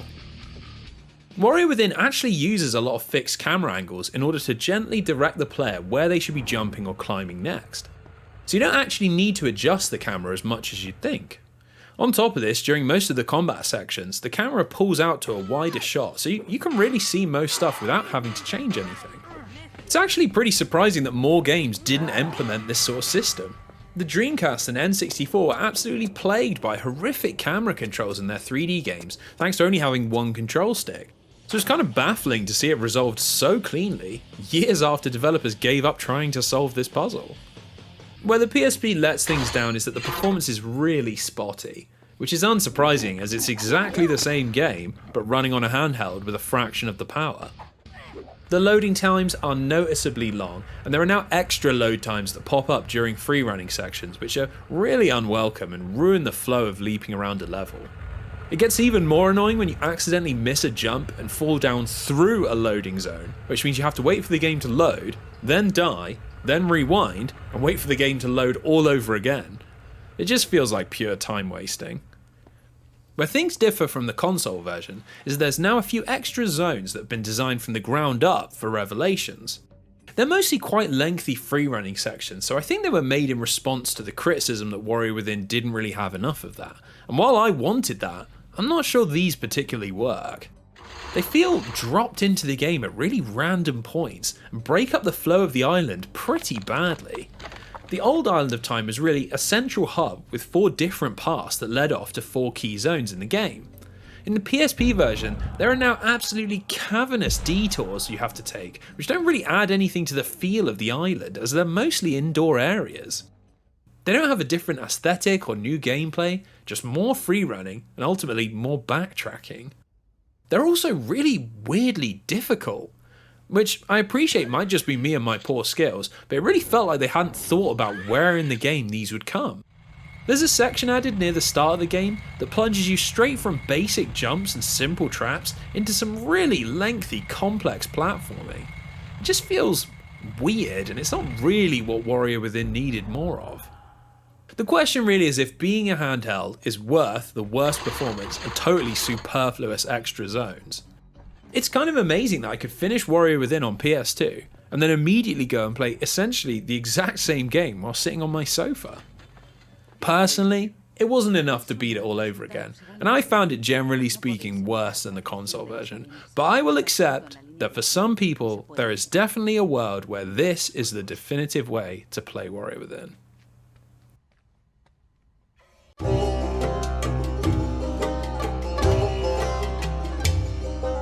So the third game in the Prince of Persia PlayStation 2 trilogy is a really weird game. For starters, we've got to address the fact that this game was actually cobbled together out of the bones of a completely different game, Prince of Persia Kindred Blades. Kindred Blades was the original idea for a follow-up to Warrior Within, and from what little information is out there, it looks like it was very similar to that game and was based on taking its ideas further. It was envisaged as a completely open, free-roaming game where you explored the streets of Babylon, taking those non-linear cues from the Island of Time and replicating them over a huge city. The gameplay would be based around player choice. You could either play as the Prince, who snuck around areas with stealth, taking out enemies with assassination kills, or, at the press of a button, switch to the Dark Prince, a sand monster who fought enemies head-on and had access to magical powers. The game's story was apparently due to have branching paths, where you could choose to save or abandon citizens, with the story changing based on who you played as and what you chose to do. Now, obviously this version of the game never actually made it to release. It's unclear exactly what happened, but I wouldn't be surprised if Ubisoft felt the game was getting too far away from the core formula which the series was known for. The team which worked on Sands of Time had moved on to developing their own take on an open world Prince of Persia, which we'll talk about later on. But I think it does actually make a lot of sense that Ubisoft wouldn't want 2 games in the same series competing in the same area. Kindred Blades, despite being shown off extensively at E3 and in magazines, was reworked into 2 thrones. It means that ultimately we got a really weird game. It's a lot closer to Sands of Time in terms of tone and design, but there's a lot of new stuff crammed in, some of which is clearly left over from Kindred Blades, and a lot of which is of pretty mixed quality. The most obvious change is that the grimdark setting from Warrior Within has been rolled back in favour of the more Arabian Nights style atmosphere from Sands of Time. The original voice actor of the Prince is back, the storybook style narration is back, hell, even Farah and the Vizier are back. It's a controversial change, as some people really love the M-rated darkness of Warrior Within, but honestly, I think the series is at its best when it feels like an Eastern fable, rather than a Vertigo comic from the 90s. While the tone has totally shifted, the general plot from Kindred Blades has stuck around. After escaping the Isle of Time, the Prince and Empress return to Babylon, only to find the city in a complete state of chaos. The Empress of Time is captured by the Vizier, who is now in charge of a massive army somehow, which I'm not sure is ever actually explained. And after reaching the palace in an attempt to save her, the prince finds he is seconds too late. Killing the Empress effectively has the same result as releasing the Sands from the first time. Everything gets very sand monstery, so once again, armed with his trusty dagger of time, it's up to the prince to save the day. If it sounds familiar, that's because it really is. The game is borderline a remake of Sands of Time, with how closely it sticks to that game's plot. You journey through dangerous territory, accompanied by Farah, while they banter and bicker, and the prince ruminates on his decisions, all climaxing in a massive climb up a tower to seal the sands away again. The game's also returned to being completely linear. All those branching paths from Warrior Within and Kindred Blades are nowhere to be seen. Two Thrones is just a straight run from start to finish, all clocking in at around 5 hours. Now, I know it's a PS2 adventure game, which aren't exactly famed for their length, but 5 hours is a bit of a joke. It means if you know what you're doing, and don't make any mistakes, you can finish the game in about 3 hours. Just look at the glitchless speedrun record, 1 hour 40. Where Two Thrones mixes stuff up is in its gameplay, which to its credit really tries to introduce new ideas to the Prince of Persia formula. In fact, it's pretty crazy just how much variety is crammed into such a short game. The prince can now perform stealth kills with timed button presses, and there are entire areas that are designed around sneakily taking out enemies one by one. There are huge boss fights that require platforming before delivering critical hits, and chariot races through the streets of Babylon that are actually pretty pulse-pounding. This is all on top of the usual puzzle solving, free running and extended combat sequences, which means, to its credit, there is a lot of content here. The chariot races are probably the most notorious addition. They are really pretty difficult in a kind of old school Battletoads way. I'm not sure if they were trying to be historically accurate, but the chariots control extremely slowly, and it means clearing one of these sections first time is basically impossible. You need to know what's coming and where to position yourself ahead of time, and the fact that you restart the whole section on death means they have a reputation for being pretty uniquely awful. They've also actually mixed up the free running, finally adding in some new moves to the prince's repertoire. There are holes that you attach onto with your knife, jump pads and narrow drops that the prince can slide down, which all just makes for a lot more variety. We're supposed to be playing as a hyper-agile acrobat, so anything that increases the gymnastic scope of the game is always going to be welcome. The problem I find is that there is so much new stuff crammed into Two Thrones, and such a focus on changing things up, that the fundamentals kind of suck compared to the previous two entries. The 3D Prince of Persia games have always been about acrobatic combat and platforming around massive, interesting spaces. Two Thrones kind of drops the ball in both areas. Combat is much less interesting with far less enemy variety and hardly any need for any particular tactics to defeat anyone. I'm not exactly sure what they've done with the AI, but enemies just seem to crowd you out and block non-stop, which means I was basically only wall vaulting, as it's still the only way to break an enemy's guard. I think the combat is a little gimped because really they want you to take out everyone stealthily, but instead of feeling like a master assassin, it just makes you feel weak, and any combat you do end up in is pretty monotonous. It's a real step back from Warrior Within. Another reason the prince has been depowered is due to the transformation sections. Remember the Dark Prince we spoke about earlier? Well, he's still here, except now instead of something you do on command, it takes place during set parts of the game. The Dark Prince is actually a pretty great character. He's essentially a hyper-arrogant version of the prince, and having another character interfering with the internal monologue, questioning the player's actions and taunting their decisions is a nice twist to the narration. The gameplay of the Dark Prince is also where Two Thrones feels the most natural. The free running is based around huge leaps where you swing from a chain, and it flows a lot nicer than the prince's sections. The combat's also way better balanced, and you have a nice array of flashy moves. The only trade-off, just like the Sand Wraith from Warrior Within, is that your health drains over time, although now it's just refilled by collecting magical sand from enemies or broken items. A much better choice that feels a lot more appropriate than drinking water. The other area where the aforementioned ball dropping happens is in the game's overall aesthetics, which are pretty bland. Say what you will about Warrior Within's art style, but that game really knew how to create some really majestic, interesting environments, and Sands of Time is packed full of memorable and aesthetically engaging locations. The streets of Babylon are just incredibly boring to explore and travel around, with hardly any variety or unique locations. The footage I've got up on screen is from a lot of different parts of the game, but they all have the same sandy, ruined buildings and balconies. It's repetitive and makes the levels blend into one big Persian mush. The individual levels also don't really make much sense.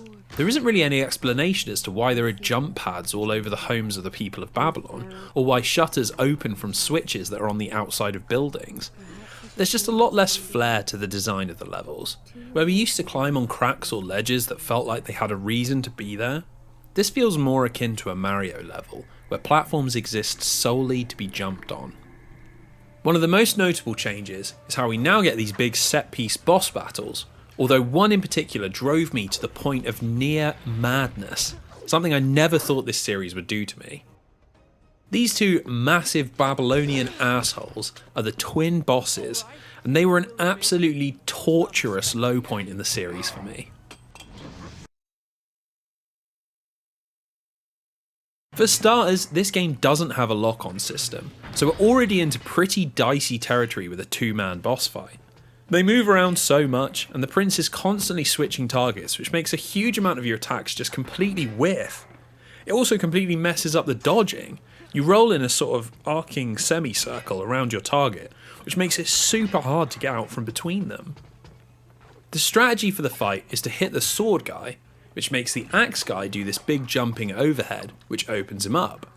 Do enough damage to him and it starts a little quick time speed kill thing. Do this 3 times and they are toast. Sounds simple in theory, but I found it ludicrously difficult, and I was stuck on this part for about an hour and a half. Pretty insane considering the whole game is only around 5 hours long. The issue is that on top of the dodging being pretty awful, their attacks can go through your block, which means you have no real reliable way to avoid damage. And on top of this, most of their moves track, which means anything other than a perfect dodge means an axe right to the face. Even worse, the further you get into the fight, the less likely the axe guy is to even do his jump, which means you can be standing wailing away on the swordman, chunking hit after unavoidable hit, without even an opening to attack back. If you couldn't tell, I hated this part. Prince of Persia has never been a series that's particularly famous for its boss fights, and I think this really shows that lack of heritage. Give me wonky stealth and difficult chariot races over this any day of the week. The back end of the game really revolves around the prince struggling between doing the right thing with Farah and giving in to his selfish impulses with the Dark Prince, all while trying to save the day. This is probably the area that most suffers from the transition from Kindred Blades to Two Thrones, as the story is super disjointed with lots of ideas all thrown together that don't necessarily work very well. The prince is desperate to find his father, not just because the King of Persia can help him beat the Vizier, but because he feels a huge sense of guilt about how he left things with him before he set off for the Isle of Time. It's an odd story beat because we never actually get to see much of their relationship throughout any of the PS2 trilogy, and when the prince does find his father, who is sadly already dead, the lack of reconciliation between them doesn't really go anywhere. The prince taunts him about how it's another failure that led to the loss of a loved one, like the Empress earlier in the game, but the prince just vows to continue on and defeat the Vizier, accepting the consequences of his actions, rather than trying to turn back the clocks. It's a weird response because it's positioned like some sort of big hero moment, but really all of the rewinding that the prince has done has been to save others, and living with the consequences in this instance just means leaving his father to die.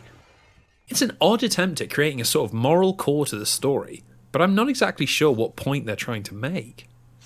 This clumsy storytelling is also all over our heroine Farah, who's been brought back by the developers mainly because she was so popular in Sands of Time, rather than because it really makes any narrative sense. She's been visually redesigned as a sort of warrior princess, but within the story she only really acts as a love interest or empathetic counterpoint to the arrogant prince. The whole point of Farah in Sands of Time was was that on the surface, she looked just like any old damsel in distress, but in reality was a strong-willed individual who challenged the prince and pushed him to be a better person.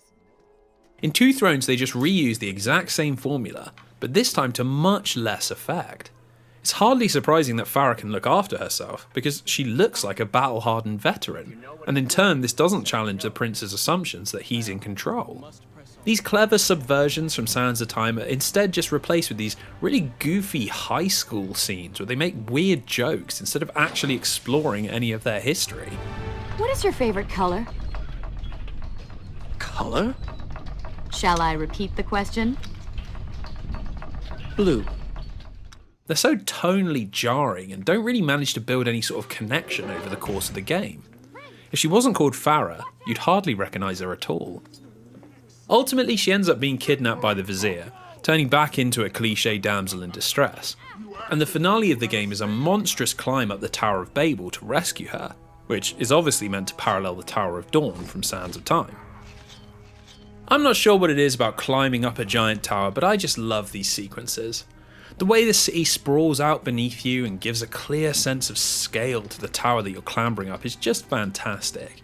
It's easily the most memorable location in the game and a fitting way to round out the trilogy, focused primarily on jumping and climbing, right where the prince has always been at his best. The final battle against the Vizier takes place at the summit and is actually pretty neat. It's 3 phases and each works in a slightly different way, incorporating some platforming and speed kills, which actually makes it look pretty damn cinematic. The shot of the final blow is really cool, and it's a shame the game didn't do more of this. Things get super weird after this, and the final few minutes of the game are absolutely perplexing. So beating the Vizier sucks all of the sand back out of the monsters and reforms the Empress, although not like she was before. Now she's a kind of weird sand lady, and immediately she just says, "This world wasn't made for her, but she'll find her home out in the stars." So, I guess she was an alien? I mean, fair enough, it explains all the crazy time powers, but it's quite out of left field.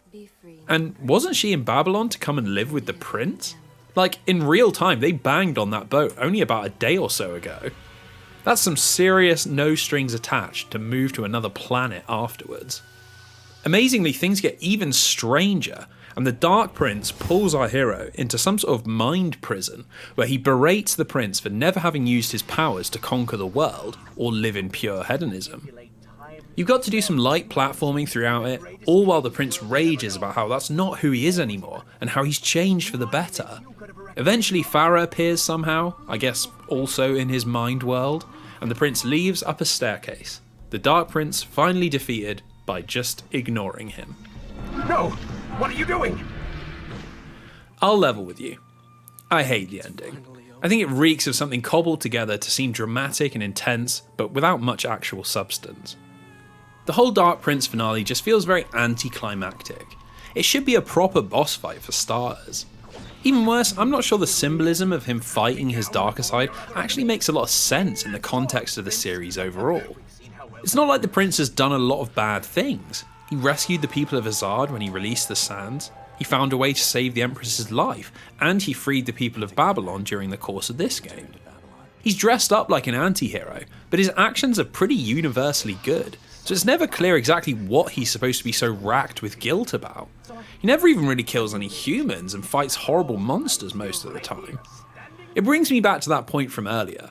The whole moral of the story is supposedly about the prince learning to live with the consequences of his actions, rather than always relying on the dagger or the sands to rewind time and correct them.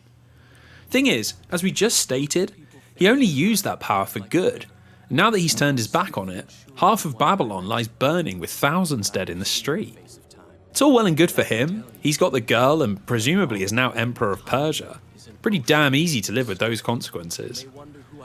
It's just a very confused moral centre for the series to end on. I'm not entirely sure the events that we've played through actually line up with it. The game reviewed well, but sold poorly.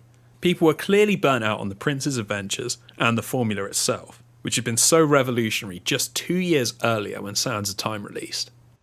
Reinvention was obviously needed if the prince was going to hit the big time again, but not before Ubisoft squeezed him for that sweet money one more time.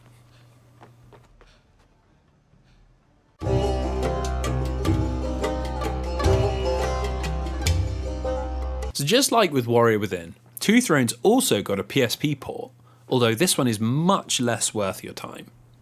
Once again, it's a shot-for-shot remake with lower resolution and much longer load times, although I think the overall package here is a lot worse than we got with Revelations. While you might think, it's just the home console version but portable, sounds amazing for when I'm chilling on my sofa. And yeah, in terms of it being a functional port, it's pretty amazing that this is literally the full game in the palm of your hands. The issue is really that Two Thrones as a video game just doesn't really lend itself to being played on PSP at all. Remember how I said that the single analog stick in Revelations kind of actually works thanks to all the fixed camera angles and how segmented the combat and free running are? Well, Rival Swords ain't that, and it's actually insanely hard to beat some parts of it with the PSP control scheme. The game's just too fast-paced and demands quick movements and reflexes which the L button and the little PSP nub don't allow for. Stealth sections and boss fights are a brutal chore, constantly having to stop to reposition the camera and losing your opening when you'd have just flown through on a dual analog. Don't even get me started on the chariot races, which have reached an all-time new high in terms of difficulty. You just don't feel like any of the movement is precise enough to work at this speed. It's a real shame because the short wait between save points and the game's overall length actually means it works quite well as a pick up and play game. The problem is it's just way too frustrating to ever waste your lunch break on. To cap it all off, there aren't any additional areas this time around, which is a weird step back from Revelations, which at least tried to address some of the issues with Warrior Within. It's a crying shame as Two Thrones is so damn short that it could actually use some padding, which I can't believe I'd ever find myself saying. The only possible reason to play this one over the console version is the addition of multiplayer chariot racing, which you can do via the PSP network connection. I say it's a reason to play the game with a huge pinch of salt though. I have absolutely no idea what this mode is like, as I couldn't find anyone to play against, and the game won't let you play it offline. To be honest, considering how eye-rakingly not fun those sections are in the base game, I'm going to presume I didn't miss out. Ultimately, I think when you look back on the Sands of Time trilogy era, it isn't really much of a trilogy at all. The three games share elements at a surface level: acrobatic combat, free-running platforming, and a focus on rewinding time, but that's really it. There isn't really a cohesive narrative that runs between the three games, despite efforts to link them together. Warrior Within tries to follow on from Sands of Time, but is a complete break in terms of character and atmosphere, and then Two Thrones ditches all of that to run identically to the first game, but with wildly different gameplay. It's extremely obvious this was not a series that was planned to be an ongoing narrative, and through constant changing teams and last-minute reinventions, it's left a trilogy that's really disjointed. Yes, some characters appear in multiple games, but there isn't the overarching plot that you'd expect from 3 games released in 2 years. It's reinvention rather than iteration, which is why it's not completely surprising that sales fell with each additional release. People just weren't that interested to see what happened next, and without Jordan Mechner to guide the ship, I don't think Ubisoft were particularly interested either.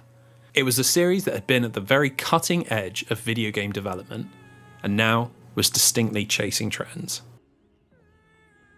Prince, there's still something I don't understand.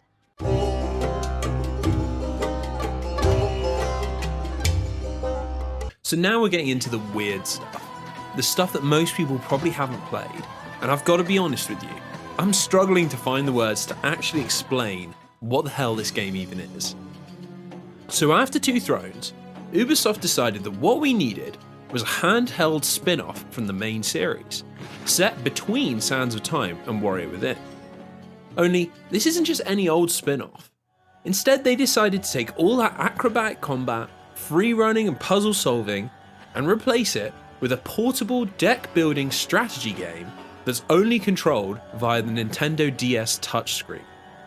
Let me repeat that in case you missed it.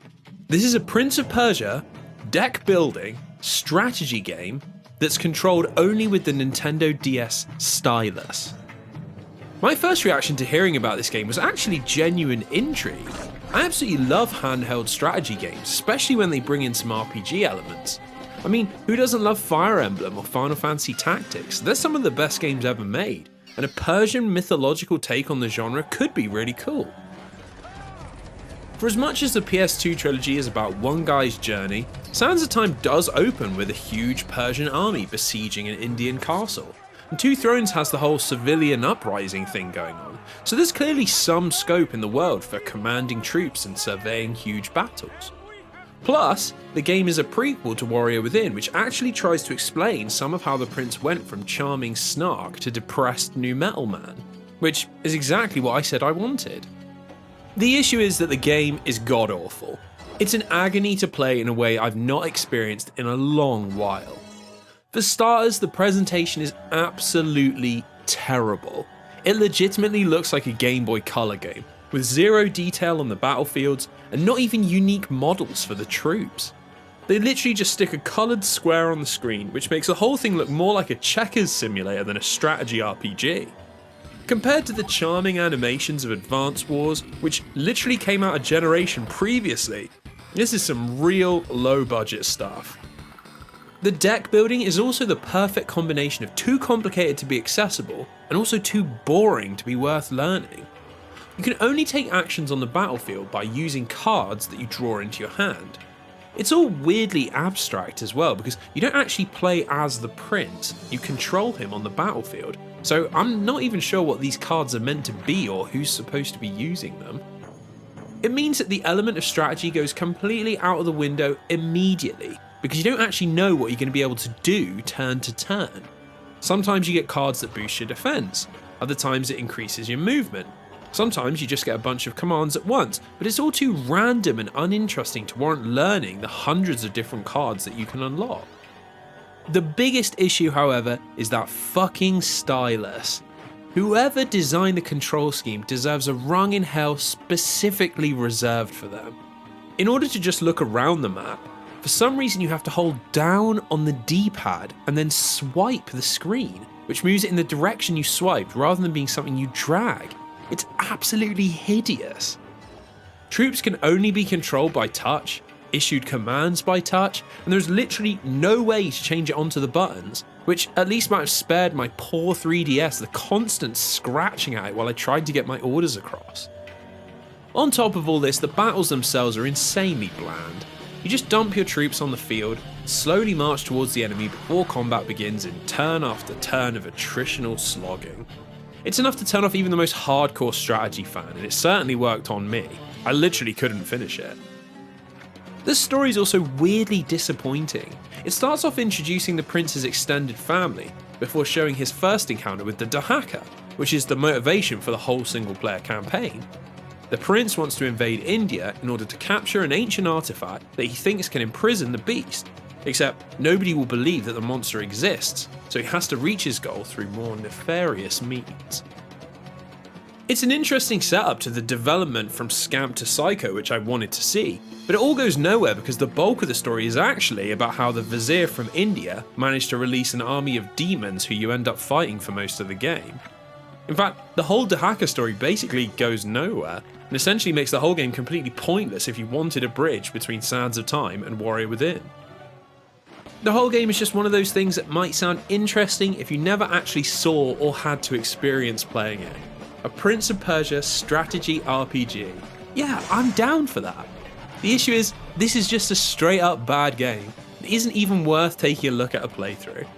Frankly, I'm amazed that it even made it to market because it feels and looks like a cheap mobile game that you'd find on the N-Gage. It's easily the low point of the series so far.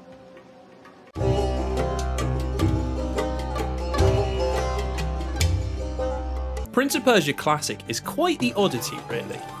In simple terms, it's just a HD remake of the original, with a few quality of life changes and a fresh coat of paint. But really, I feel like it represents so much more than that. It really is a lost artifact of a bygone era of digital-only games. To really understand what Prince of Persia Classic is, you need to understand the Xbox 360 and just what a game changer the Xbox Live Arcade was in the late 2000s. You see, the Xbox 360 was a console designed entirely around online play and downloadable content, but was released before the age of service-driven games and microtransactions. It really was a crazy time in hindsight. Games would all have online components, but wouldn't be primarily driven by locking in players with battle passes and login bonuses. There were games available to be purchased and downloaded, but thanks to internet infrastructure being much younger and less stable, it was far more focused around small arcade-style games, rather than always online blockbusters or huge content drops. It means there's actually quite a weird spread of interesting games from this period, as developers still had to at the very least make something quality in order to generate sales. Games like Trails HD, Super Meat Boy and Braid would all go on to be major hits for their studios, and the re-release of classic games like Marvel vs. Capcom and Bomberman had a huge role in reviving those franchises. Ubisoft, never to be outdone in the world of making money, obviously wanted a piece of this growing market, and what better way to do it than to combine all the successful elements of the arcade into one handy release.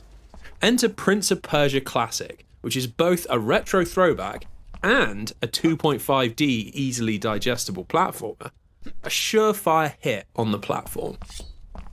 It's the exact same game as the MS-DOS Classic, but now with a bunch of quality of life changes, online leaderboards, and in a move that will forever confuse Prince of Persia timeline aficionados, the art design of Sands of Time has been painted over Mechner's original characters. I wanted to see how it was received at the time, so I went back and watched a few old school game trailers and IGN reviews, and they honestly can't be more complimentary about it. Quality of life changes that make the game playable again. Beautiful HD graphics that look better than most 360 games. The ultimate way to play the original Prince of Persia. I'm not so sure though. I played both the MS-DOS version and the fantastic SNES port of the original, and I think this might be the worst of the lot despite the changes. For starters, the biggest issue for me is a change that might not seem like a big deal at first. You now control the prince with the analog stick, with walking and running based on how hard you move the stick. It's one of those changes that I'm sure felt like bringing the game into the modern era, but it actually sort of doesn't work with the game design. The original game's platforming was really quite deliberate and split up into different distinct moves. You rarely made a mistake like running off an edge or undershooting your jump because of it.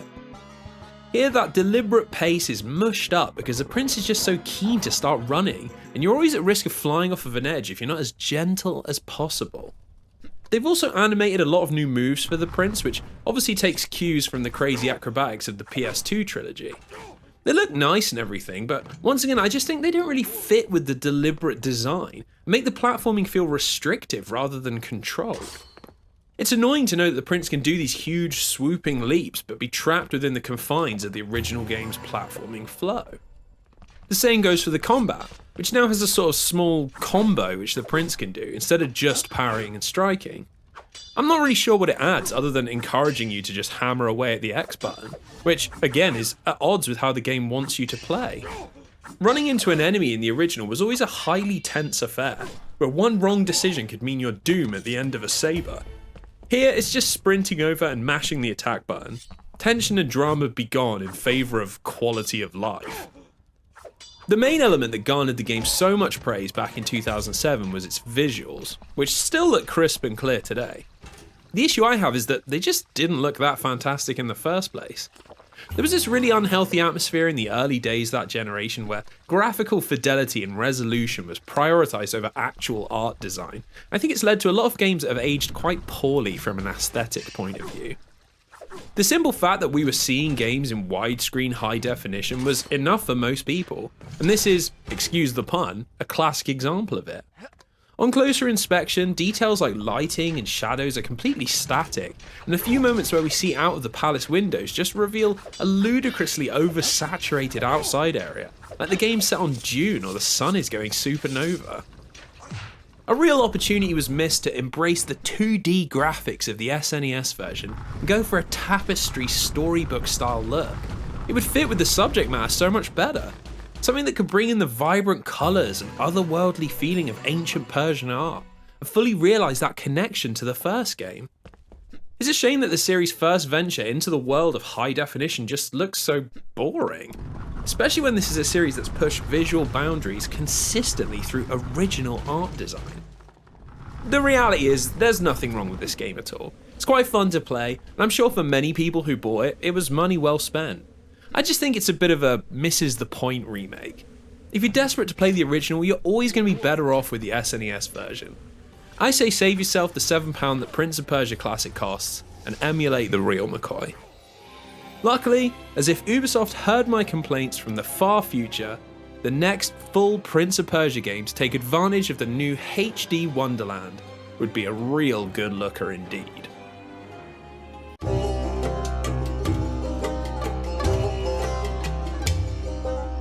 At this point, we need to stop and take stock of where we've gotten to in the cycle of Prince of Persia.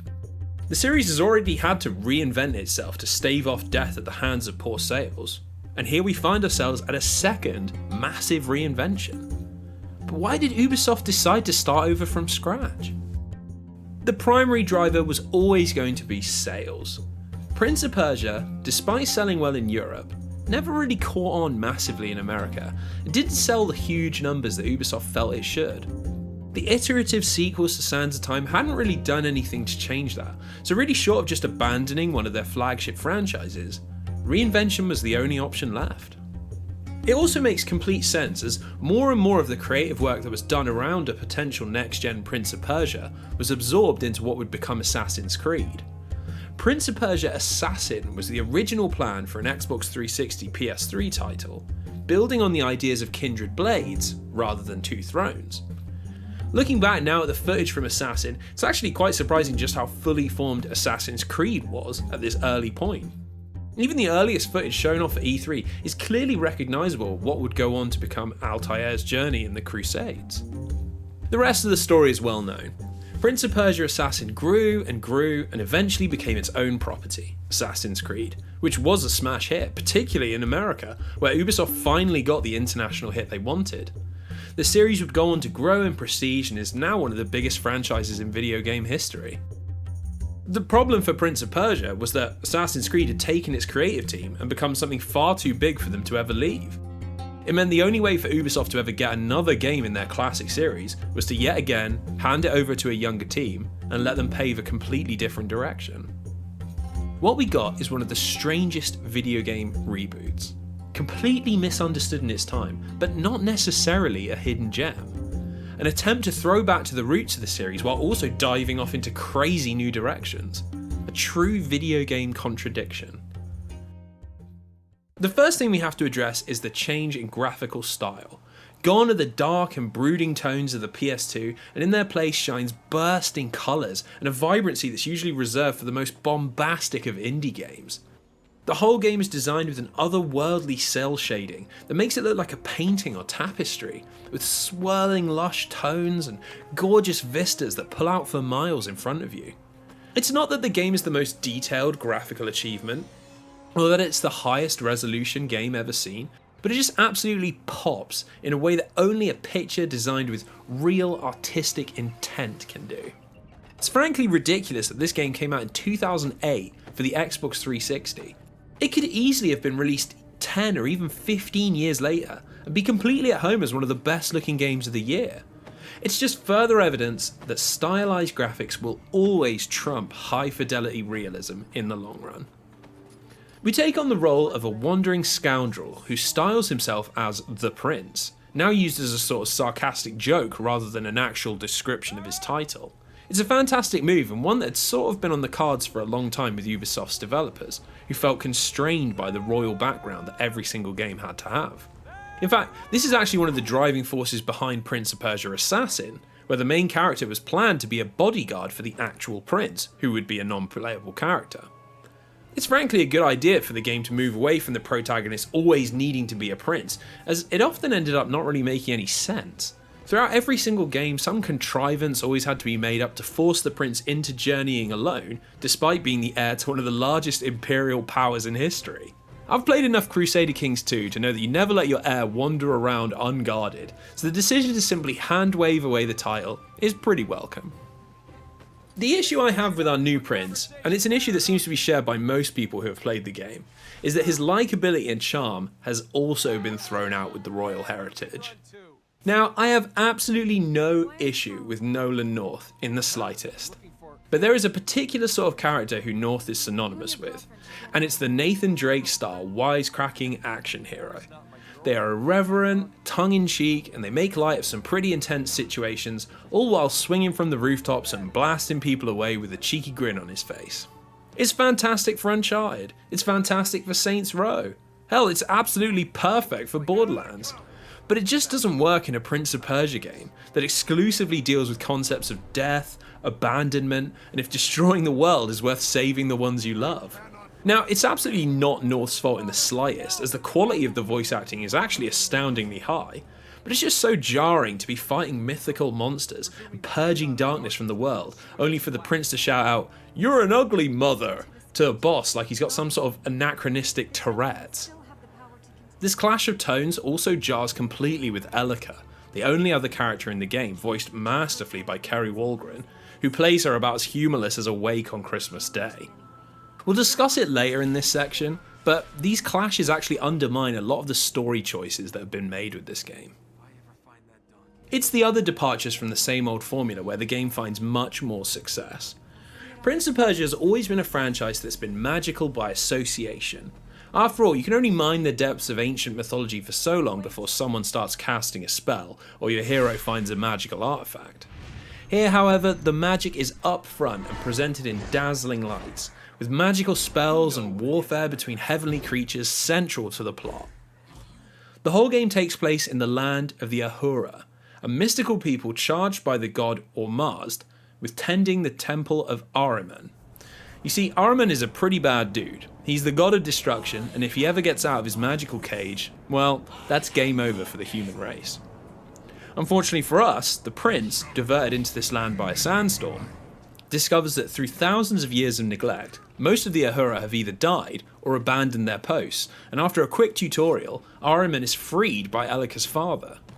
Of course, it's up to the prince and Elika to get the cork back in the bottle and save the world from destruction.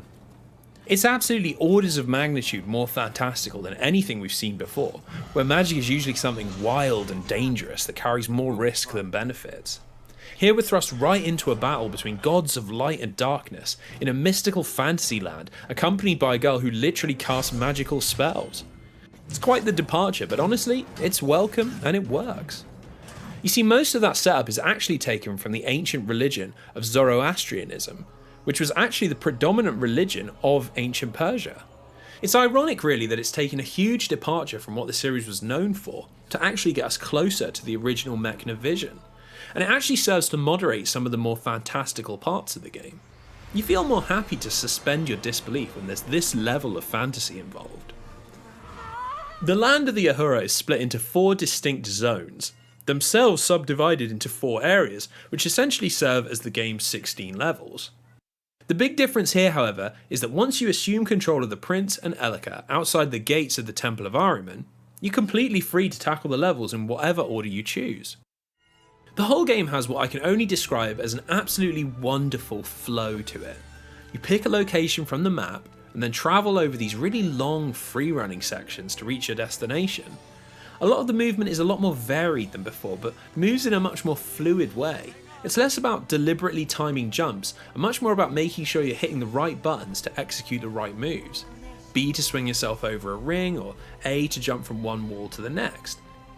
It's got a mesmeric quality to it that I really enjoyed, with quiet somber music playing while the prince swings between poles and outcroppings.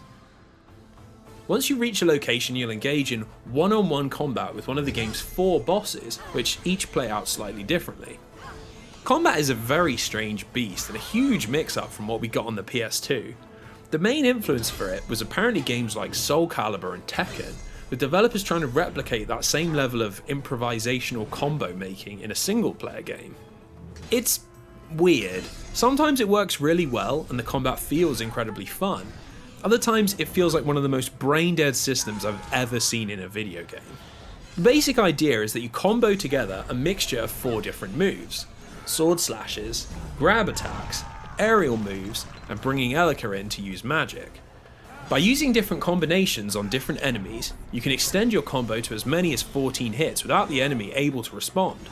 It looks absolutely incredible when it's in full flow, literally as cinematic and over the top as any anime or kung fu film could ever attempt to be. There are problems though. Firstly, this is the only combat of any kind for the whole game. There is only one-on-one fighting, and it only ever follows this exact same formula. Find an opening, then just do the biggest combo you can before going back to guarding.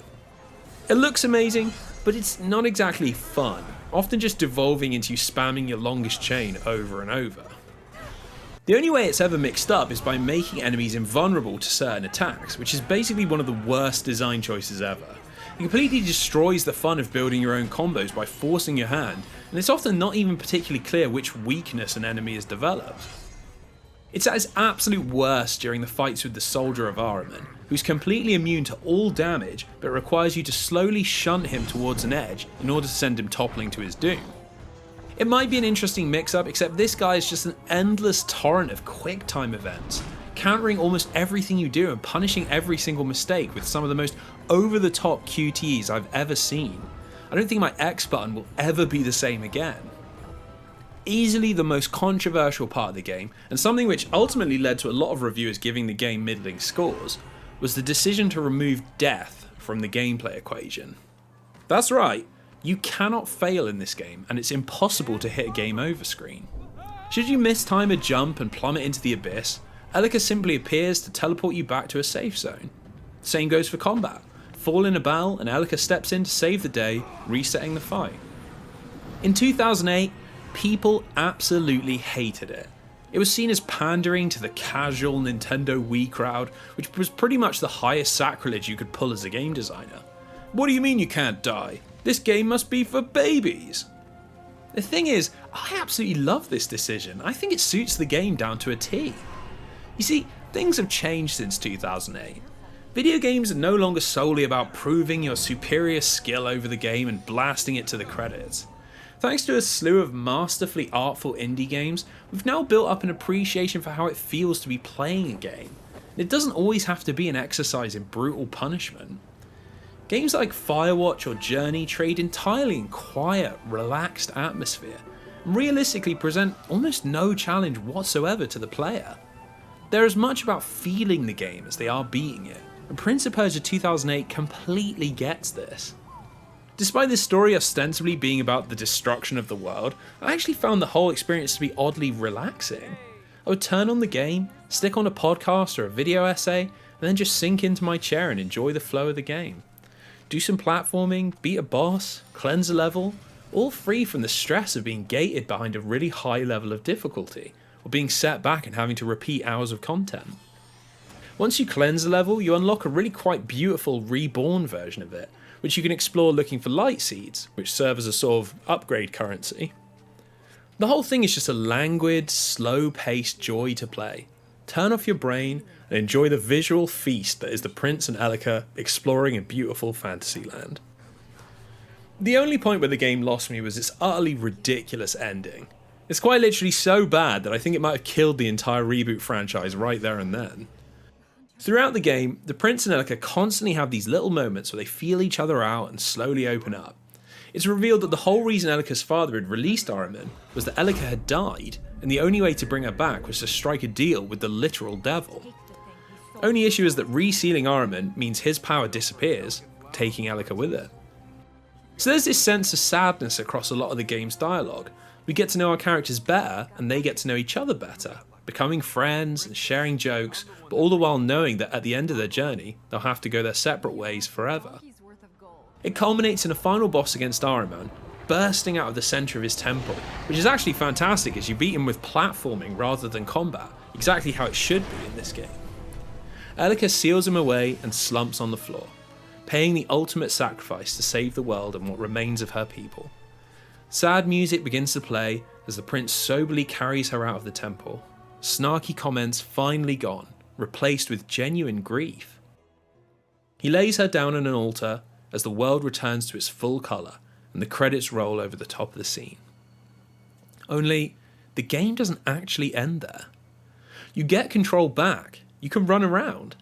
There isn't any direction or objective now, but just 4 trees sitting atop small outcroppings surrounding the temple.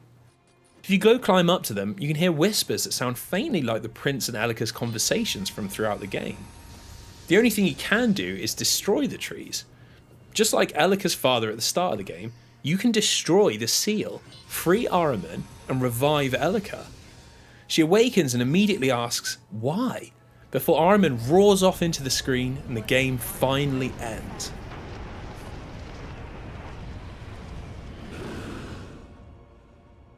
My reaction was exactly the same. Why? It's exactly the same sort of emotional melodrama that plagues big budget video games and undermines the fantastic storytelling that can be done with the medium. We're expected to believe that someone who has risked their life, spent hours coming to terms with their friend's decision, would simply undo it all within seconds, dooming the entire world in order to have a few more moments with someone that they met a day ago. It's essentially the exact same twist ending as Shadow of the Colossus, but that game knew to keep the exposition vague so it would remain interesting. Who was this girl to the main character that he would willingly doom the world to save her life? A lover? A sister? It's a mystery that keeps it interesting and keeps people discussing it. Prince of Persia doesn't earn that. Instead, it's just looking to shock the audience with a twist ending where, psych, you actually undo everything you accomplished over the course of the game. It's particularly frustrating because the game clearly wants to have the prince go on a similar sort of emotional journey to the prince from Sands of Time, growing from a sarcastic, irreverent youth into a man of responsibility and duty. The prince in Sands of Time eventually gives everything up, including the woman he loves, to turn back the clocks and save the day. This prince simply engages in the ultimate selfish act, learning nothing from his journey and rendering the whole experience moot.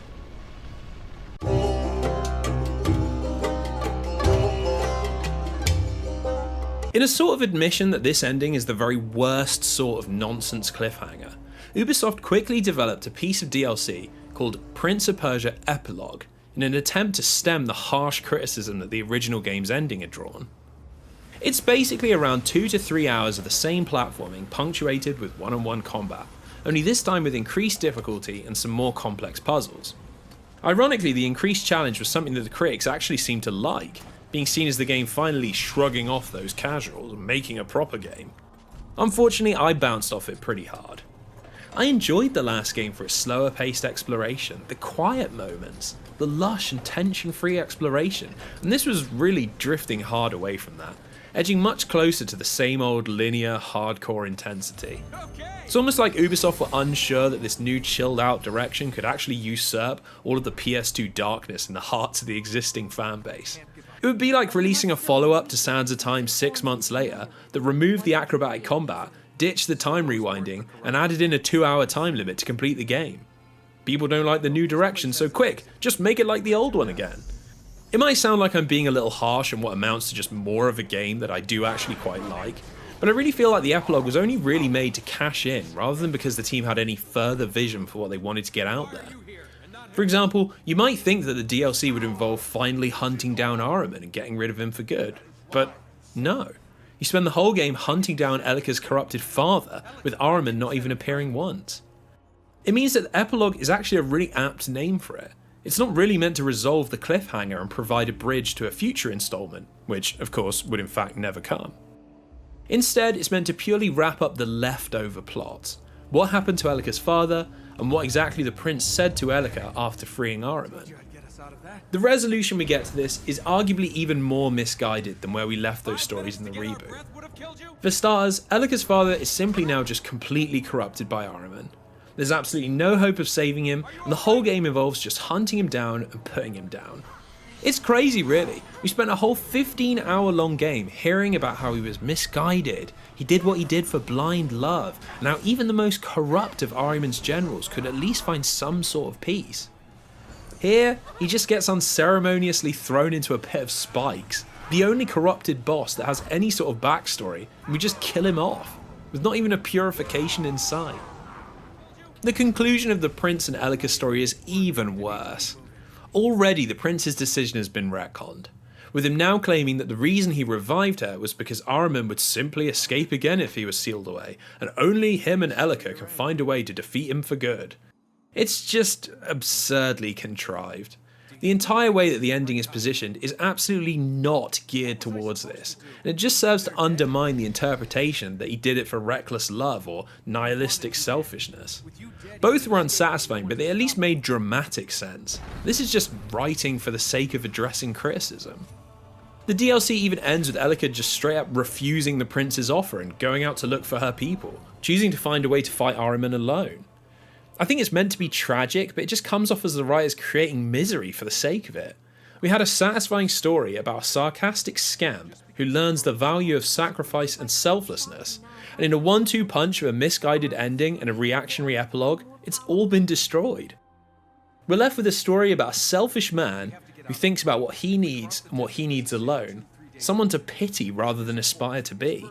It might be an interesting subversion of the fantasy genre, a hero that fails in his duty, like Frodo standing over the crack of doom, unwilling to throw the ring in at the last moment. But the problem is, the game just doesn't earn that. It's a joyous, colour-filled, whimsical adventure full of jokes, thrills and wonder, which ends like something from a Dostoevsky novel, miserable, tragic and focused on the negative side of humanity. Better writers might have pulled it off. Ubisoft didn't manage to. I'd say that the reboot is definitely worth playing. It was one of the most surprisingly enjoyable experiences in this whole franchise. Just make sure you don't get so invested that the ending disappoints you, and make sure you skip this epilogue, which is an absolute narrative catastrophe.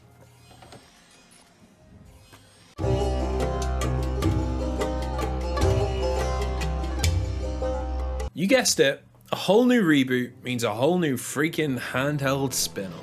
Apparently not even the new blue-headed prince can avoid these, so let's just dive in and work out what the heck this one is. The good news is that this isn't just a demade DS version of the 2008 reboot, which sounds like faint praise, but it's actually quite nice that we've got an original handheld game for once. I know I enjoyed the original, but having to collect 600 light orbs while blowing on the DS screen to move windmills just sounds utterly torturous. Fallen King is actually a direct sequel to the reboot, which already puts it in an intriguing place. Considering just how utterly bonkers the direction of the ending of the previous game went in, I was actually legitimately interested to see where this would go. Presumably the world has been destroyed and the prince is racked with guilt at his actions. After all, he was in a pretty bad place when we last saw him. Well, unfortunately, he's fine. For some reason, the decision has been taken to really dial back the darkness and go for a sort of PG Saturday morning cartoon feel. And I mean like 7 AM on a Saturday morning. The prince is now essentially as cookie cutter of a good guy as is possible to be. He's got zero regrets or shame or really anything to say about his decision to doom the world. Just, oh no, Ahriman is doing something, I'd better stop him. I don't know if I should be relieved or disappointed. Relieved that we don't have to hear any more of Ubisoft's attempts at melodrama, but also disappointed that they just decided to retcon the whole point of the last game. The story revolves around purifying an ancient city which has become corrupted with Ahriman's darkness. You quickly team up with a magus called Zal, who takes on the role of your constant companion throughout the game, replacing Elika, who doesn't actually appear at all. The prince once again provides the brawn and the platforming nous, while Zal chips in with some magic abilities and essentially guides us on our quest. It's similar to the last game, but in an extremely loose sense, sort of the same way that a cheese string and a French brie are both technically cheese. The biggest and most glaring issue with Prince of Persia: The Fallen King is that the whole freaking game is controlled with the stylus yet again. What is wrong with Ubisoft when it comes to handheld games on this platform? It's just such a baffling decision that makes even less sense than the strategy game. This is a platformer with action sections, and controlling it with a tiny plastic pen just feels awful. There's just an inherent weight to pressing buttons that you just can't replicate with alternative control scheme. It's exactly why emulation on mobile phones just feels so hollow. Pressing your fingers onto a touchscreen just never feels like a nice way to interact with a game. It gets even worse when you actually play the game, as the stylus control is as horrible as you'd imagine. You move the prince by dragging the stylus to the side of the screen, which sort of turns everything into an auto runner, which might not be that bad if the game was actually designed around being an auto runner, but it's not. You need to time jumps, hit switches, and worst of all, engage in combat, which is done by just tapping mindlessly on enemies on the bottom screen. It's the worst the series has ever interpreted the Prince's battle skills. Gone are the tense battles of the DOS original, the acrobatic flair of the PS2 trilogy, or the eye-popping combo building of the reboot.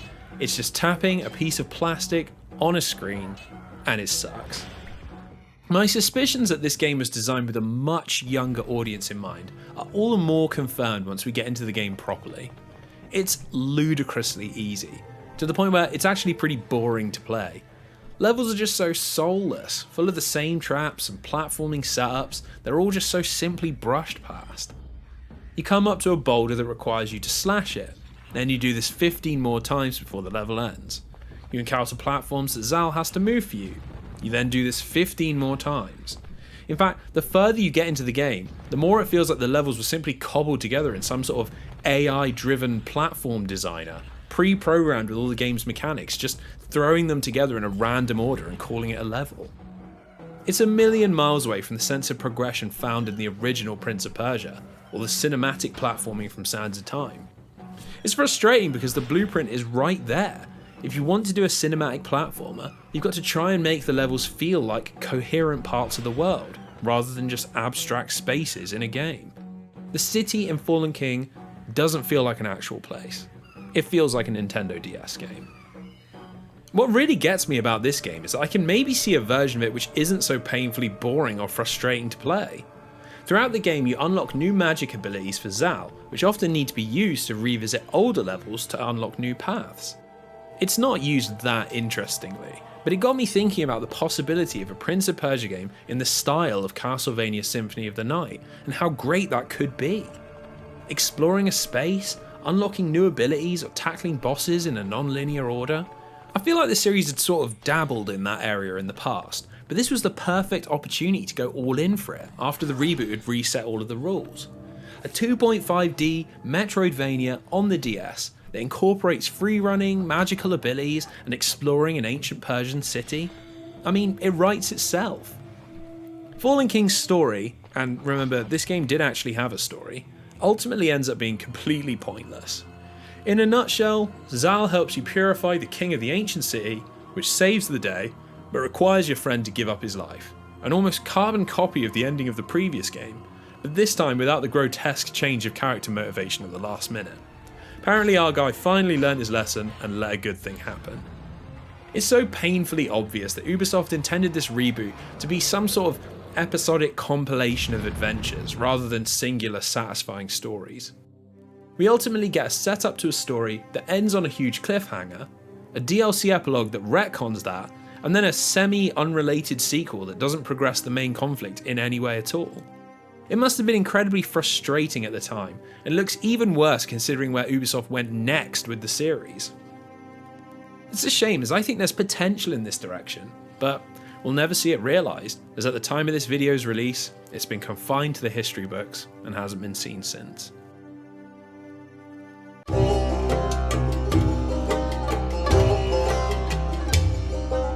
So we find ourselves at the final major release in the series, the moment frozen in time when the franchise is still trapped to this day.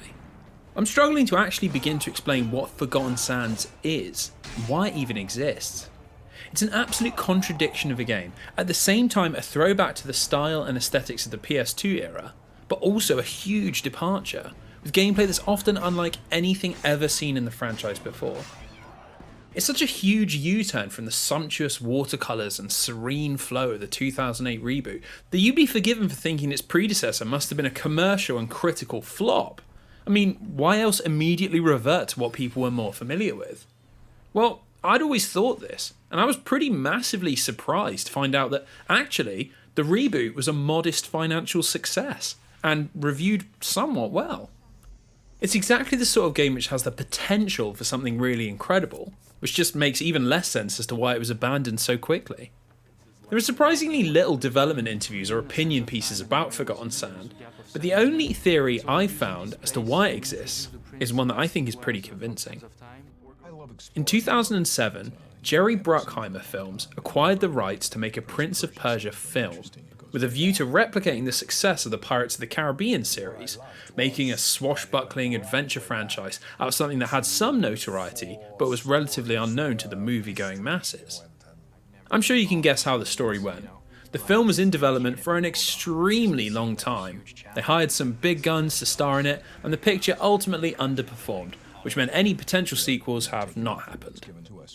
It's a shame in a way, because the film really isn't that bad. It's just a little dry.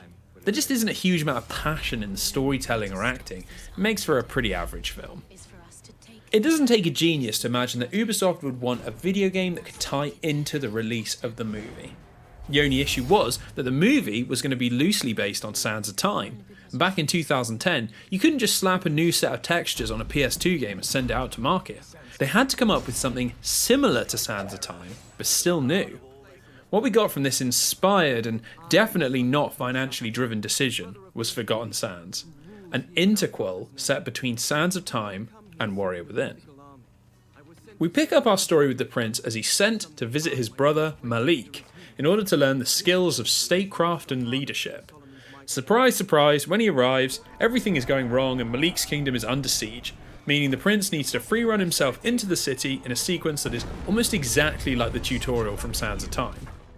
After linking up with our big brother, we delve into the depths of the city where Malik releases the army of King Solomon in an attempt to repel the invaders.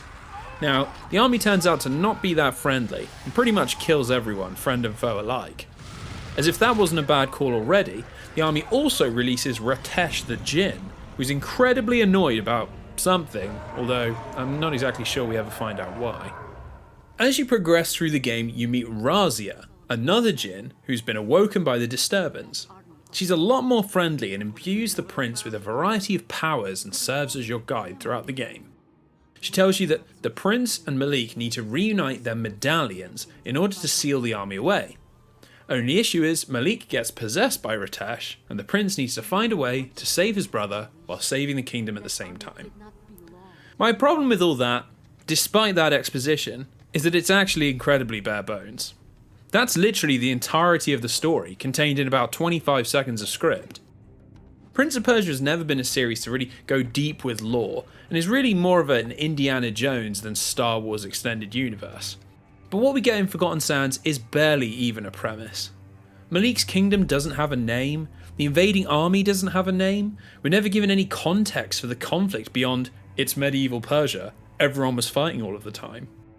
Why is Razia woken by the medallion, and what's Ratesh so annoyed about? None of these questions are ever asked, and nothing is ever answered.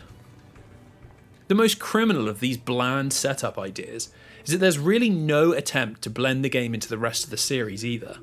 The prince hardly references the events of Sands of Time, and it really doesn't feel like a sequel to that game in the slightest. Aesthetically it's very similar, but in terms of continuing the prince's character development, we get almost nothing. No references, no mentions of the Sand or Pharaoh or how he's done all this before. It's almost as if the developers want you to remember Sands of Time the game, but not Sands of Time the story. Where things really revert to type is in the actual gameplay, which is an absolutely astounding rejection of everything that made up the 2008 reboot. All of the prince's typical free-running moves are back, we're rewinding and slowing down time, and even the camera has been pulled back to be almost identical to the look of the PS2 trilogy. The structure of the game is also once again completely and utterly linear, with the prince moving from level to level with only one solution to every problem. Most of the story is delivered through cutscenes with only small snippets of dialogue taking place during the free running, and even the prince himself looks like a sort of Frankenstein blend of how he looked in Sands of Time and Warrior Within. The major difference between Forgotten Sands and its spiritual fathers is the combat system, where it offers up something wildly different to the rest of the series, and frankly, not for the better. Instead of the prince fighting 4 to 5 enemies at once and having to rely on acrobatic moves to position himself around the battlefield or counter specific enemies with specific moves, you now fight upwards of 50 enemies at a time in a much more hack and slash manner. Prince's arsenal of moves has been reduced massively down to a simple combo and a power attack that you just perform by holding down the same button. Acrobatics are gone, counters are gone, grabs and combo moves are gone. You just hack and slash through hundreds of the same enemies until they stop spawning. Even the dodging feels wrong. Being able to flip over an enemy's head and attack them from the back is about as close to a signature move as the series has, And yet in Forgotten Sands, the only way to avoid damage is to do a small roll. It's just such a strange decision. It feels absolutely nothing like Prince of Persia of any era. Combat in other games was either tense one-on-one duels or acrobatic small-scale brawls, which both were much more suited to the small-scale exploration. The combat in Forgotten Sands is much more akin to games like Dynasty Warriors, where you chew through thousands of combatants with relative ease. The thing is, that's appropriate for those games, as they're set on huge battlefields, so it makes sense to be surrounded by the chaos of war. Forgotten Sands never finds any sort of environment that suits this style of mass combat. It's still the same tight corridors and internal palace rooms, so it just feels so strange to see millions of enemies spawn in for a combat section, and then see nobody for half an hour while you perform some free running. It's a tonal whiplash that's completely not worth it, as the combat after just a few encounters is repetitive and dull.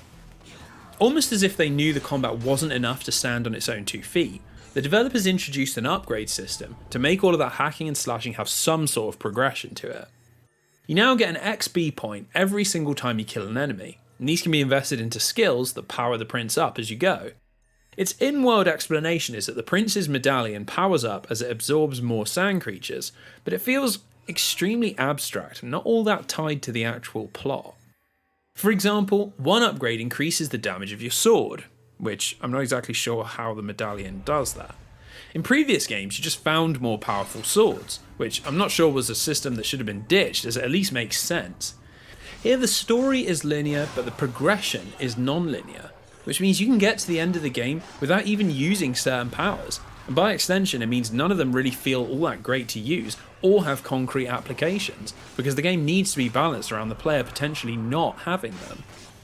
It's just this sort of thing that runs through the whole experience. It's just incredibly unrefined and inelegant in its design. The same inelegance applies to resource management. Sands of Time had a fantastic natural rhythm of the prince refreshing himself at water fountains. A completely logical system, because he would quite literally need to drink after all that combat and jumping. Forgotten Sands breaks the mold by simply putting jars and pots everywhere that, when broken, release little red orbs that heal you. What are these orbs? It's never explained. I think the part of the game I least enjoyed was the environments that you explore. They're just really hollow and don't have the same variety to them that previous games had. In fact, it's quite reminiscent of Two Thrones in a way, where the studio had to ditch most of their designs and churn out a lot of similar nonsensical levels in order to hit a deadline. Yes, the levels flow fairly well from a gameplay perspective, but one of the great parts of this series is how much it blends realism into its design. When you're climbing, you're using cracks that would have formed in ruins, or jumping across rafters that have an architectural purpose as well as a gameplay one. Forgotten Sands really struggles to implement this, and the worst offender is the birds. The damn birds, which might be the least Prince of Persia gameplay mechanic in the entire series, more like something you'd find in a Nintendo platformer. You get a power from Razia, which enables you to zip towards enemies and hit them with a sort of magic explosion. Cool, right? Finally some mobility on the battlefield. Well, no. It's only usable in specific locations as part of platforming sections, and they really don't make any sense. There are usually these little lines of birds floating back and forth, just waiting for you to use your power to zip through them to your location. It's a million miles away from sliding down a banner to get to a lower level, or swinging across flagpoles on the outside of a citadel. The birds are just there for gameplay and gameplay alone, and actually ruin your immersion because it just makes no sense. Why are they just flying in place? Why do they respawn? How could they not think of something better to paint over the top of this mechanic? So the game progresses, and you discover that the only way to stop the Ritesh Malik possession monster is to retrieve the Sword of the Jinn from their hidden ancient city, which just so happens to be exactly underneath Malik's kingdom. Convenient, right? Well, what's even more convenient is how the sword powers up the prince so that now everything you attack dies in one hit. It's an extremely weird decision because it essentially trivializes every remaining combat encounter, as you absolutely slice through hordes of enemies like they're not even there. Even monsters that were previously little mini-bosses die in about 3 or 4 hits, sometimes even before they finish spawning into the area. Now, don't get me wrong, I'm a huge fan of games that reward you with a little section of hyperpower before the end of the game, almost as a reward for beating the hardest sections, like in Half-Life 2 with the upgraded gravity gun. But the issue here is that there's still about a quarter of the game left after you get this upgrade, which means for a good chunk of the game, the combat is just completely trivial. It's even weirder when you consider that you're still gaining XP throughout this, with a final tier of upgrades you can unlock. But what's the point? None of the magic spells or power attack upgrades even matter when you can just churn through everything by just mashing the X button. It's a baffling decision that completely undermines the only original thing about this game.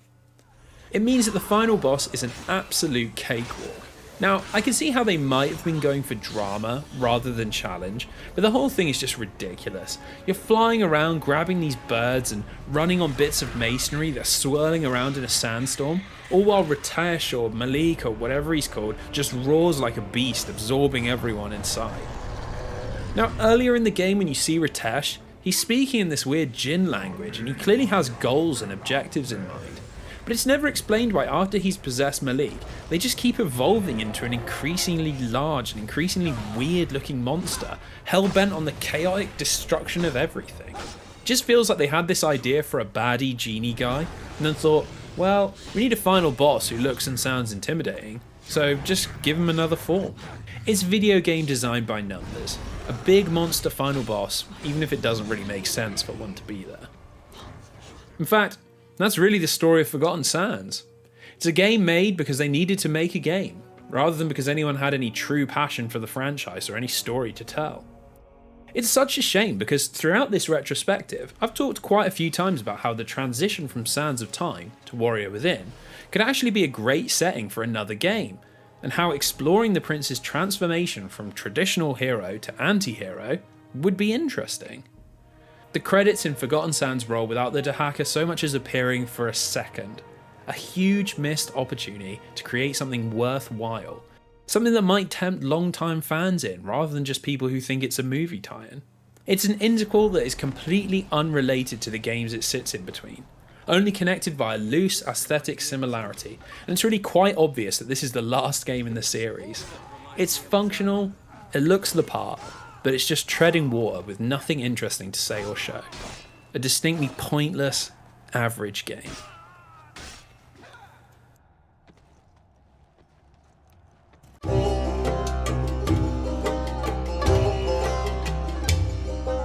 Now let me stop you before you even finish that thought. Oh god, what do we have here? Another god-awful spin-off DS game to keep the milk flowing from the cash cow. Well, yes, you're not wrong. This is a pretty horrible spin-off from Forgotten Sands, but there is more to this than meets the eye. For some absolutely unclear reason, and honestly I've scoured the internet looking for one, Ubisoft didn't just develop one spin-off Forgotten Sands game. They developed 4 entirely separate but identically named games. That's right, your ears didn't hear that wrong. Ubisoft made 4 completely different games, all called Prince of Persia Forgotten Sands, all released at the same time. Words cannot even begin to describe how confused I am about this decision. They clearly really believed that the film was going to be a huge deal, so wanted to have a Prince of Persia property on every single console going. We got a 360 and PS3 game, the one we just spoke about, along with 2 different handheld versions on the DS and PSP. And sitting atop this ludicrous video game layer cake, there's also a Nintendo Wii version, which is again, a completely different game. Now here's the thing, if Ubisoft were completely certain that Jake Gyllenhaal and Jerry Bruckheimer were going to send the franchise to a whole new level, it kind of makes sense to flood every market and make sure everyone can pick up a copy. But I'm just baffled by the idea that they are all called Forgotten Sands. Even now, 10 years later, there are still YouTube comments on playthroughs from people discovering that the PSP and DS games were different, or that the plot of the Wii game was totally different to the plot of the 360 version. Maybe I'm missing some sort of avant-garde marketing decision, but in my mind, releasing 4 games, all called exactly the same thing, might just make people think they are all the same game, which I really have to reiterate, they are all completely different and all completely unrelated. Now, when I started this retrospective, I'll level with you. I had absolutely no idea this was a thing, and I was anticipating just playing through the 360 game and then doing my little write-up and then talking about it. I had no idea what I was setting myself up for, to have to play through a further 4 whole games, all from this pretty lackluster period in the series. But if I'm good at doing one thing, it's finishing video games. So here we are, and here we go. Now, Forgotten Sands DS might be the most confused game in the series. For starters, it's clearly a sequel to Fallen King, the DS spin-off from the 2008 reboot. It's made by the same developers, Ubisoft Casablanca. It looks almost identical, and you guessed it, yet again it controls with the freaking stylus. Why? Oh god, why? What is this franchise's obsession with platformers that you control with a little plastic pen? It's not even like Fallen King didn't receive criticism for this. It was literally the main factor that critics tore into. It really feels like Ubisoft Casablanca were just told to take whatever assets they had and churn out another DS game as fast as possible, which they could slap the Forgotten Sands name on. That suspicion is only further cemented in my mind when you have a look at the story. I wish you could see the quotation marks around the word story here in the script, because that's really being pretty generous. The prince has been abducted by an evil cult who have also wiped all of his memories. He meets up with Razia the Djinn, who's also had her memories wiped, and they've got to adventure through a set of linear platforming focused levels to stop the cult and regain their lost thoughts. It's completely perfunctory and really is only relevant at the very start of the game and the very end. There isn't any character development or twists at all. The cult is evil and you beat levels to beat them. That's the whole game. What's weird is that Razia the Djinn is in this game. She dies at the end of the 360 game, so I'm not sure what she's doing here. Is this set after that game or before it? It's never stated, as there aren't any references to any of the other games that might actually help us place this. I'm not even sure if it's the same character, because while she's a djinn with the same name, she looks absolutely nothing like her character in the console version. It gets even weirder once you get to the end of the game, because you discover a really powerful sword that Razia possesses, which you need to use to defeat the leader of the cult. That's literally the exact same thing that happens in the 360 version, even copying how the sword is lost at the end and Razia dies. The lack of ideas and creativity goes even further than that though. Remember in Fallen King how you had Zul travelling with you, who had a whole host of unique powers that you would control with the buttons, which was the whole point of controlling the prince with the stylus? Well, all that is now gone, and instead we have Razia, who can rewind time for you and slow it down. Both from buttons on the touchscreen that you tap with your stylus. I mean, Jesus, it's just the most uninteresting, uninspired gimmick to put in your Prince of Persia game. They're not even trying to come up with anything distinct. It's just the controls from Fallen King, the gimmick from Sands of Time, and the plot from Forgotten Sands, just all mushed into one horrible package. The game's also incredibly buggy, with multiple moments where I fell through the geometry of the level and just randomly died. Let me remind you that this is a handheld DS game. Have you ever heard of anything like that in a portable game? It's almost as hard to believe, but the game also just hard crashes whenever you put your DS into sleep mode, which I kept forgetting about because my body would just naturally close the DS after every level, driven by an innate desire to not be playing this game. Eventually, my wish was granted. The game crashed so much that my DS literally won't recognize the game anymore, and I lost my entire playthrough. Instead, I wasted an entire lunch break at work watching the rest of the game on YouTube, and frankly, I'm actually happy that I didn't have to soldier through to the end. A few years later, Ubisoft Casablanca would be shut down by the head honchos, claiming that it was because they were unable to find a sustainable formula for the studio. Well, you can say that again. As much as it pains me to side with the big mega corporation against the tiny local studio, I think this is a case where they've got a pretty good point. Sorry Ubisoft Casablanca, your games were pretty horrible.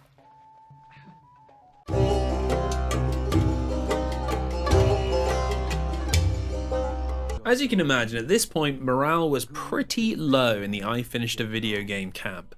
Basically every single spin-off game has been, broadly speaking, horrible, and we've got a big chunk of them still to go. So imagine my surprise when I got to the credits of Forgotten Sands PSP, sat back in my chair and thought, holy crap, that was actually genuinely really fun. Let's start with the main reason that Forgotten Sands PSP was already in my good books. Much like Fallen King and Forgotten Sands DS, it's almost completely focused on platforming. But importantly, and oh so thankfully, there isn't a stylus to be seen. It's controlled with a D-pad and traditional buttons, and dear lord does it feel absolutely wonderful compared to the nonsense we've had to sit through so far.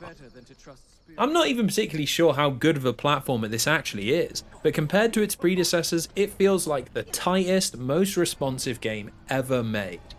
It makes the huge amount of jumping, swinging and climbing you do actually enjoyable, rather than a brutal chore. Once again, we've got a 2.5D graphical style, but I think that's a lot more suited to the PSP than the DS, which never really found a way to do 3D graphics in anything other than an ugly, chibi style. Environments genuinely look really great. From ethereal spirit palaces to wind-swept deserts, the whole game actually has an identity. It feels like you're journeying between memorable locations instead of just completing a series of abstract levels. Thanks to the power of the PSP, there's all these little cinematic moments where the camera will swing around and change up the perspective.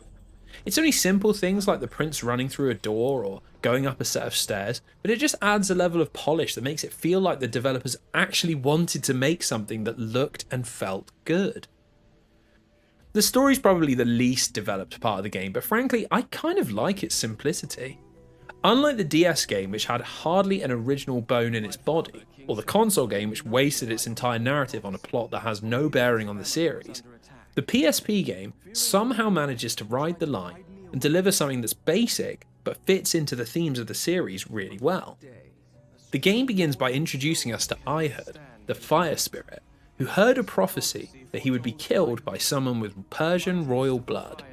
He does what most rational and mentally stable people would do and begins killing everyone in the Persian royal family, hoping to take out the unaware assassin and avoid his fate. So because all of his cousins are being scratched out, the prince is confined to his room by the Sultan and forbidden from leaving the palace. But being the adventurous scamp he is, one night he decides to follow a blue light visible in the distance. So he promptly just jumps out of his window and sets off to discover what it is. Evidently it doesn't take much to get our prince's thirst for adventure flowing at all. Anyway, turns out the blue light is Helm, a spirit of time who's looking for help.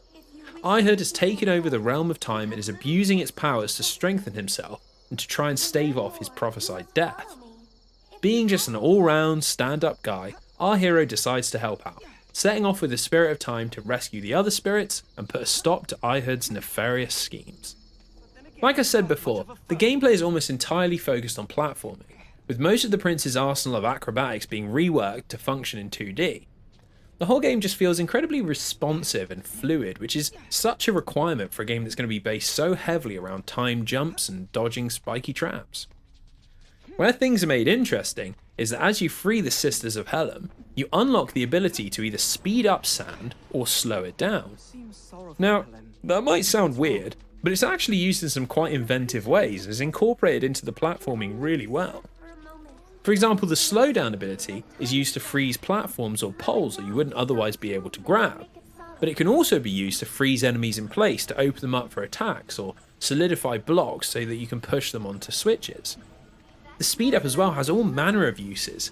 You can use it to catapult yourself up off of a spout of sand or speed up the gears of a machine that you need to wall run over. What's interesting is how the game consistently manages to find ways to blend both of these powers together along with the standard platforming, and make interesting levels. There's a level where you need to complete 4 different challenge rooms in order to unlock a door and progress to the next level, or one where you have to use your powers to activate a machine which works like a giant puzzle. At the end of the game, we even get an extended climb up a tower to the final showdown, almost like a 2.5D Tower of Dawn. It's just supremely fun to play through, and it doesn't matter if you're running away from a collapsing bridge or working out how to get across a pit. The game never stops feeling creative. It's just a million miles from the endless identical hallways of the DS games. Importantly, there's also an element of challenge that's been brought back, as some of the platforming is genuinely quite tricky. There's a section near the end of the game where you've got to race away from a rising lava pit and execute some actually pretty tricky sequences of button presses, freezing the right thing before jumping up to platforms that need to be pushed out for the prince to jump in midair. It's the most thrilling the prince has ever been in a handheld, and I felt an actual sense of achievement when I beat it. Should you die, you'll respawn back at the last safe spot thanks to the magic of Helm the Spirit. What I like about this system versus the endless respawning from the 2008 reboot is that here you have a limited amount of saves before you're pushed back to your last proper save point, which in some cases can be quite far back in the level. It's a good middle ground between the punishing repetition of the MS-DOS era and the overly helpful 2008 game. As much as I liked that you couldn't die in that game, this is clearly a game built to reward overcoming challenges, and there's a natural excitement that comes from knowing this is your last chance to clear a sequence and finally making it through. It actually adds something to the game here without just recycling the same old rewinding time mechanic again and again. I'd originally thought this would be the part where I talk about the game's one downside, that the combat is really poor, and if you read any contemporary reviews, they all seem to agree that the big negative is how boring and repetitive the combat is. Now, call me a contrarian, but I actually think they're wrong. The combat's very simple, extremely simple in fact, but I think it does just enough to make it a worthwhile addition to the game. Every now and then, you'll reach these wider open sections where both entrance and exit will block off, and you'll need to defeat waves of enemies in order to open them up. Combat's pretty simplistic. You've only got a 4-hit combo and a throw, which you do by jumping on top of enemies. So I get where the critics are coming from. You just hack away at enemies until they're all dead and move on. What a lot of these reviews seem to have missed though is that the further you get into the game, the more complex the combat becomes. Not in the sense that you get lots of extra moves to do, but in the sense that the encounter design becomes more interesting. At first I thought the throw was simply a way to open up guarding enemies, but I quickly realised it's meant to be used to reposition enemies. Let's take these big shield guys. Well, whenever they stand near an enemy, they'll begin to heal them, which means you need to take them out first, but it takes a couple of combos to do so. It means the encounter really revolves around using the throw to keep smaller guys away from the big dude while you take him out before turning onto them. There's also encounters where the battlefield is flanked by traps, and you can either use your sand powers to speed them up, throw enemies into them, or slow them down to give yourself more space to move around. In a game that you primarily play for the thrilling platforming, and that is honestly about 80% of the game, it's really not that bad to just mix things up for a few moments and work your way through a little combat puzzle.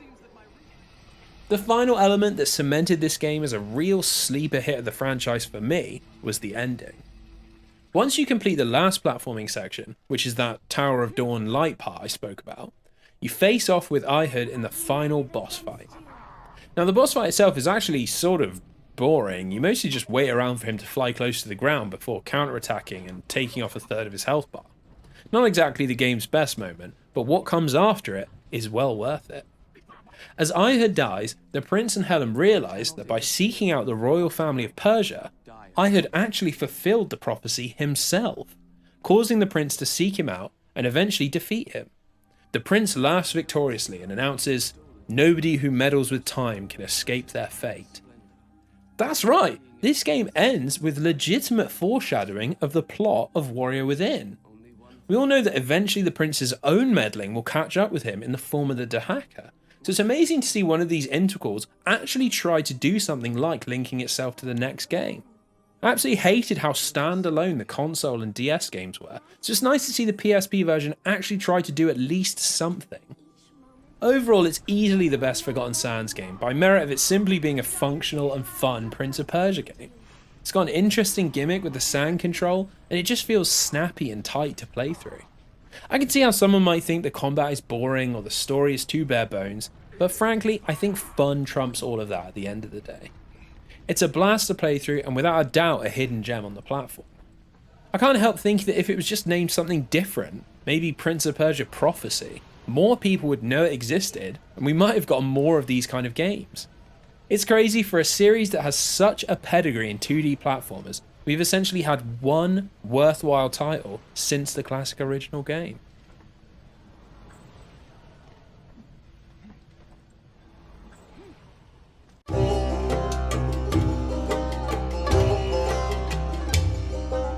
The final adventure in the weird sub-series that is Forgotten Sands is the Nintendo Wii version.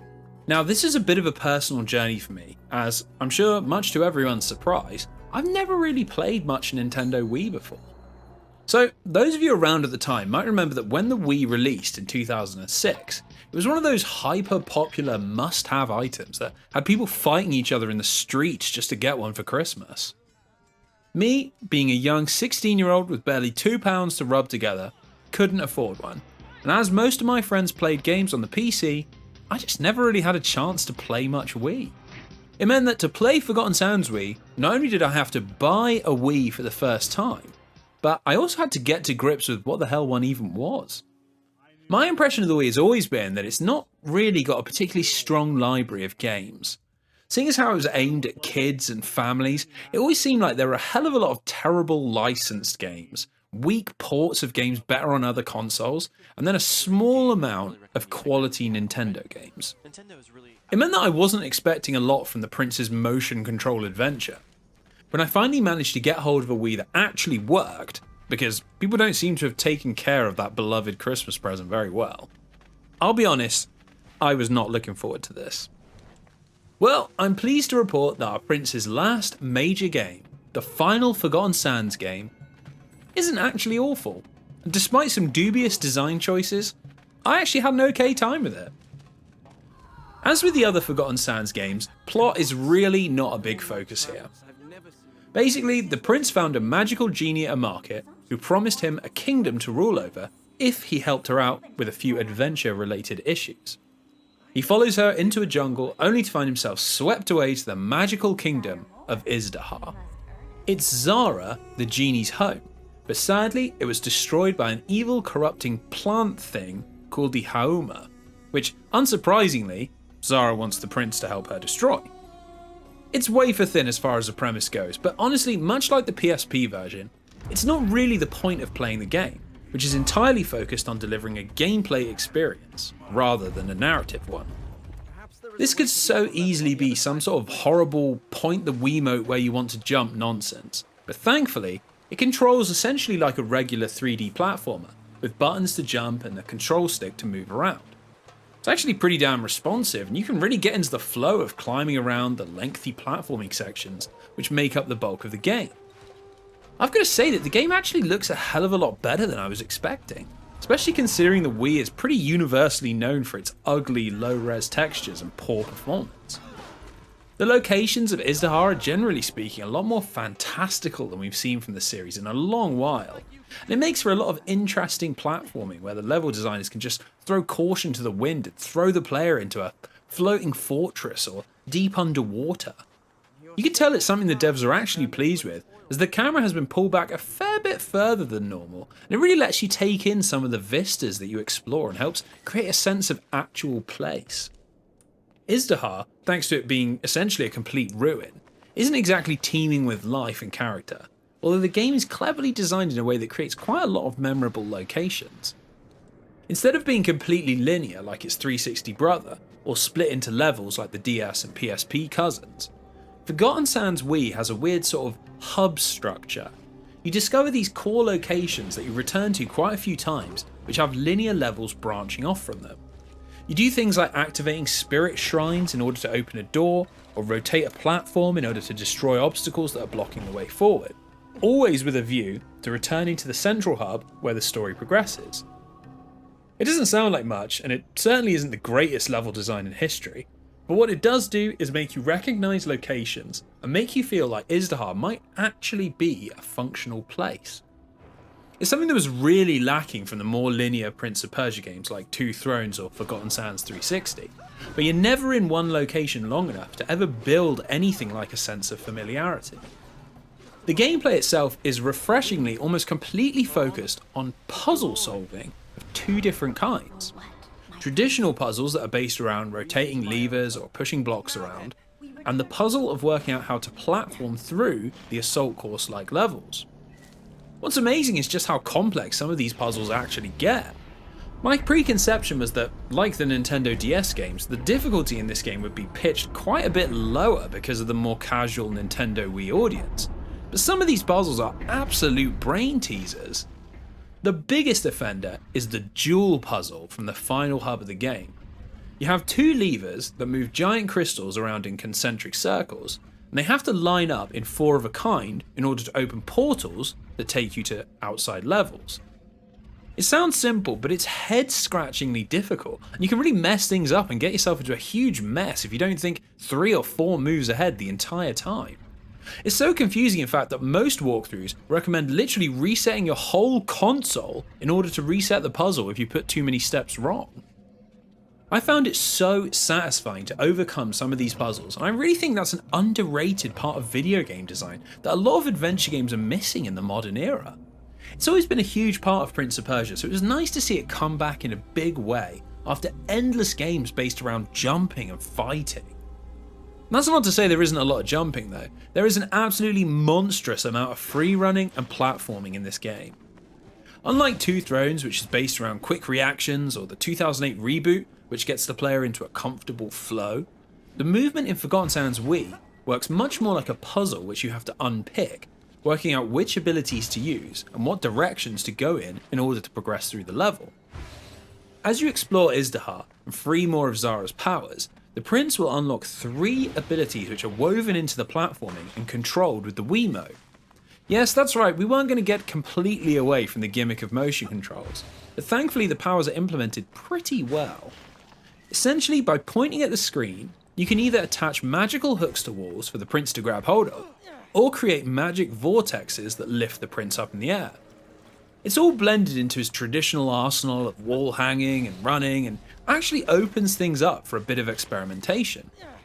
Once you unlock the 3rd power, which is a sort of magic bubble that lets you suspend yourself in air, you can mix the powers together to actually cross some pretty large distances without ever touching the floor or going in the intended direction. It's the most liberating platforming the series has ever had, and you actually feel rewarded for making your own way through a section, mixing powers and skipping jumps out. It feels absolutely great, and it's easily one of the best movement systems in this entire series. Every now and then the camera will pull back all the way and the game will switch over to a side-on view, essentially turning it into the PSP game for a while. It doesn't massively add anything to the gameplay, but for me, now on my 17th Prince of Persia game, I've come to appreciate anything that might tie the series together beyond its title. It's just a cool little touch. What isn't cool is the game's take on combat, which is absolutely awful thanks to its insistence on using really wonky motion controls. Every now and then, propping up just enough in order to become annoying, you'll be trapped in a room and have to defeat waves of enemies in order to progress. It's absolute agony thanks to the fact that you attack by waggling the Wii remote, which causes the prince to do a little 4-hit combo. It's just ridiculous to even call it motion controls because functionally it's no different to pressing a button, but just with added wrist ache. I'm so pleased that this has been confined to the history books because it's really just one of those innovations that doesn't add anything to the design of a game and actually actively makes it harder to play. For example, there are some enemies that you have to freeze in place by pointing the Wiimote at them and pressing B. The issue is that pointing carefully at the screen and waggling the Wiimote to attack are completely contradictory movements, and it means you mess up constantly, freezing the wrong enemies or accidentally putting down vortexes on the floor, swinging your sword in all manner of directions. Luckily, there's a system where if you can kill the leader of a group of enemies, it causes them to all despawn. So you can reduce these combat encounters to just a short bout of carpal tunnel, instead of full-blown tennis elbow. The game is at its best when it's just going full-on off the wall near the end of the game. The levels lose all sense of place, looking more like something from Mario Galaxy than Sands of Time, which is actually a great thing as it just becomes a pure exhibition of all the game's mechanics. I actually really enjoyed the way that everything blends together seamlessly at this point, mixing powers with puzzle solving and exploring some bonkers locations. The finale of the game is also a complete bonkers, borderline art house conclusion, where the prince transforms into some sort of spirit and leaps around a blue parallel dimension, having crazy flashbacks to earlier points in the game. I have no idea what's supposed to be going on at this point. I've struggled to find clear answers. I think Zara is supposed to have fused with the prince in order to save him from Izdahar as it collapses, but is then begging him to stay with her instead of this crazy sand whirlwind that's appeared from somewhere. Anyway, it eventually ends with the prince spat back out into the real world and the genie nowhere to be seen. Izdahar saved from the Haoma, but the friends separated forever. It's a bittersweet ending to an otherwise pretty joyous game. one which I had absolutely minimal hope for, but ended up enjoying quite massively. It's crazy really, because it means that the Forgotten Sands family, despite sounding like the most soulless cash grab, actually generated two pretty good games, which are arguably sleeper hits on their respective platforms. It shows that the bones of the franchise are still good, and when paired with creative level design and interesting mechanics, the Prince still has a distinct identity that works in exciting adventure games. I do honestly believe that had Forgotten Sands PSP and Forgotten Sands Wii been called Prophecy and Shifting Sands or something like that, they'd have done a lot better, with people actually able to understand that these are unique, distinct games. What really hurts the Forgotten Sands games is just how weak their stories are, and how pointless they feel in the overall series. The idea of creating 4 games, all to be released at the same time, is pretty out there, but it could have been done well if they all linked together, maybe providing individual pieces to a wider story, something akin to the 1001 Nights tales that they're based on. Sadly, with Ubisoft in charge, it was unlikely to ever go that way, and instead we got the mess that we got. Clearly only salvaged by the talented gameplay and level designers whose work shone through the corporate brief.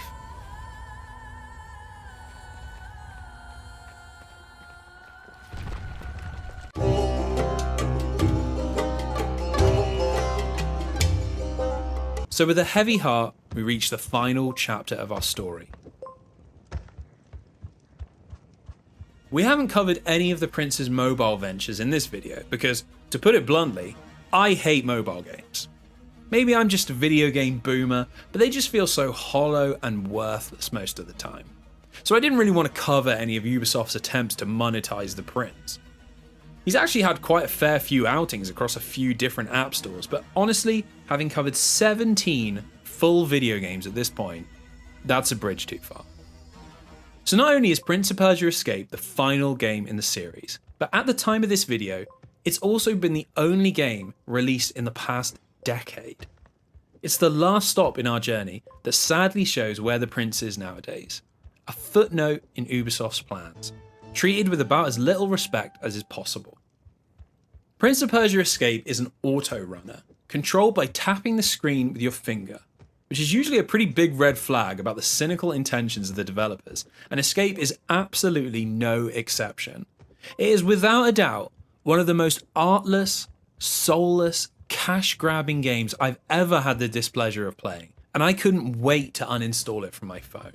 There's absolutely no story whatsoever, which already places it at the bottom of the pile in a series that's always prided itself on its storytelling qualities. All the game consists of is an endless parade of simplistic platforming levels where you collect red gems which can either be used to unlock alternate costumes or to hoard so you can compete on a leaderboard. There's no bosses, no conflict, no characters, and no point in playing outside of the small dopamine hit of a pop-up that says level complete. The real reason this game exists at all is to force people into watching advertisements and to encourage spending money in the game.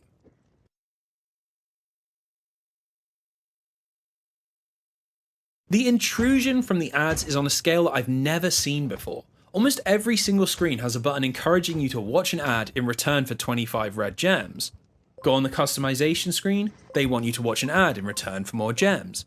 Die in a level, and you can skip it in exchange for watching an ad. They're genuinely not even trying to hide that this is the purpose of the game. It's just brazenly wearing its cynicism on its sleeve, and it's frankly sad that games like this even exist. It might not be so bad if it was just an auto runner with optional ads, but unfortunately there's a heavy dose of unskippable ads. There's of course the ugly permanent visible stuff at the bottom of the screen, in my case an ad for Sainsbury's, as if I'm going to change where I buy my vegetables based on what mobile phone game I'm playing. What really hurts is that sometimes there's unskippable video ads before the game even loads into the main menu. It's an unforgivably torturous experience that barely even qualifies as a game. It's literally just a vehicle for squeezing money out of children. But then I'm not even sure that this succeeds in that area. Prince of Persia isn't a franchise that carries a lot of name recognition anymore. Forgotten Sands came out in 2010, a whole 8 years before Escape, and it didn't exactly set the world on fire. In fact, I'm pretty sure that 2010 would have predated a lot of the mobile game explosion. So it's not like people who grew up playing games on their phones would ever really associate this franchise with that experience. Prince of Persia is well and truly the domain of the older gamer at this point. Regardless of if you grew up playing the MS-DOS or the PlayStation 2 games, you're likely well into your 20s or 30s at this point, hopefully mature enough not to be sucked into this shameless scam masquerading as a video game. Much to my relief, and somewhat restoring my faith in humanity, the leaderboards aren't full of people with scores in the millions. Players at the top of the leaderboards only really have a couple of thousand points, and considering I played for about an hour and got to 300, it can't mean that Escape has succeeded in sucking in that many people into its sinister embrace. It's just sad to see that this is where our heroes ended up. So far from the original vision of Jordan Mechner, far even from the vision of that young team at Ubisoft when the franchise was first purchased. A series that was once the benchmark of originality and forward design thinking, relegated to farming money from some impressionable young kids, barely qualifying as a video game, let alone a story worth experiencing.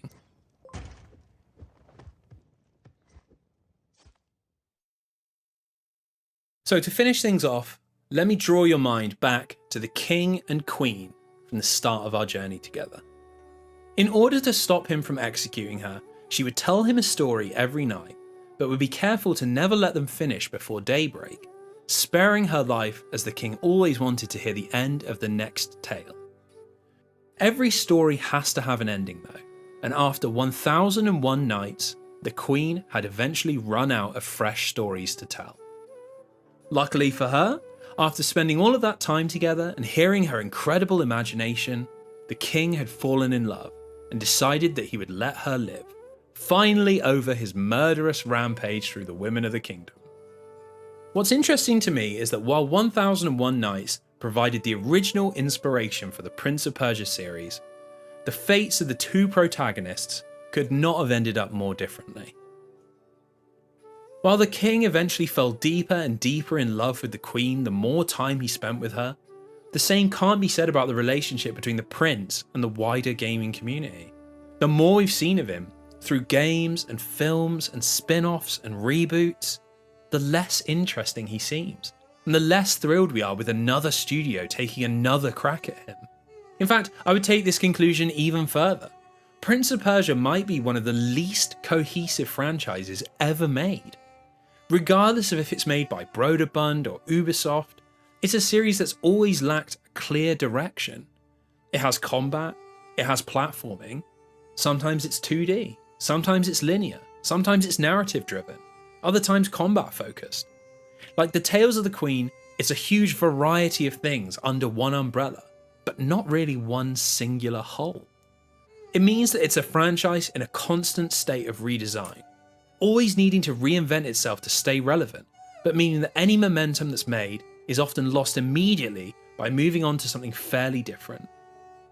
Not only does it mean that newcomers are going to have a hard time working out where exactly to start, but let me remind you that 4 different games in the series are called exactly the same thing. What's telling is that the only time the series ever received a traditional sequel was its second ever game, all the way back in 1989. This is a franchise with 17 games, and yet we've only ever got one iterative, recognisably similar sequel that continues the story and builds on the gameplay of the previous instalment.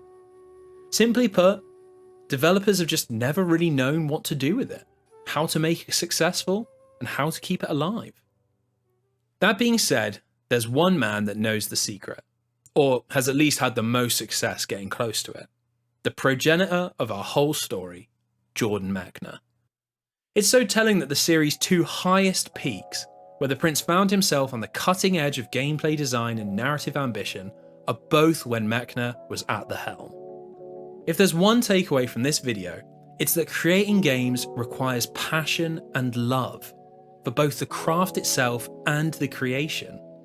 It's something that Mechner lived and breathed.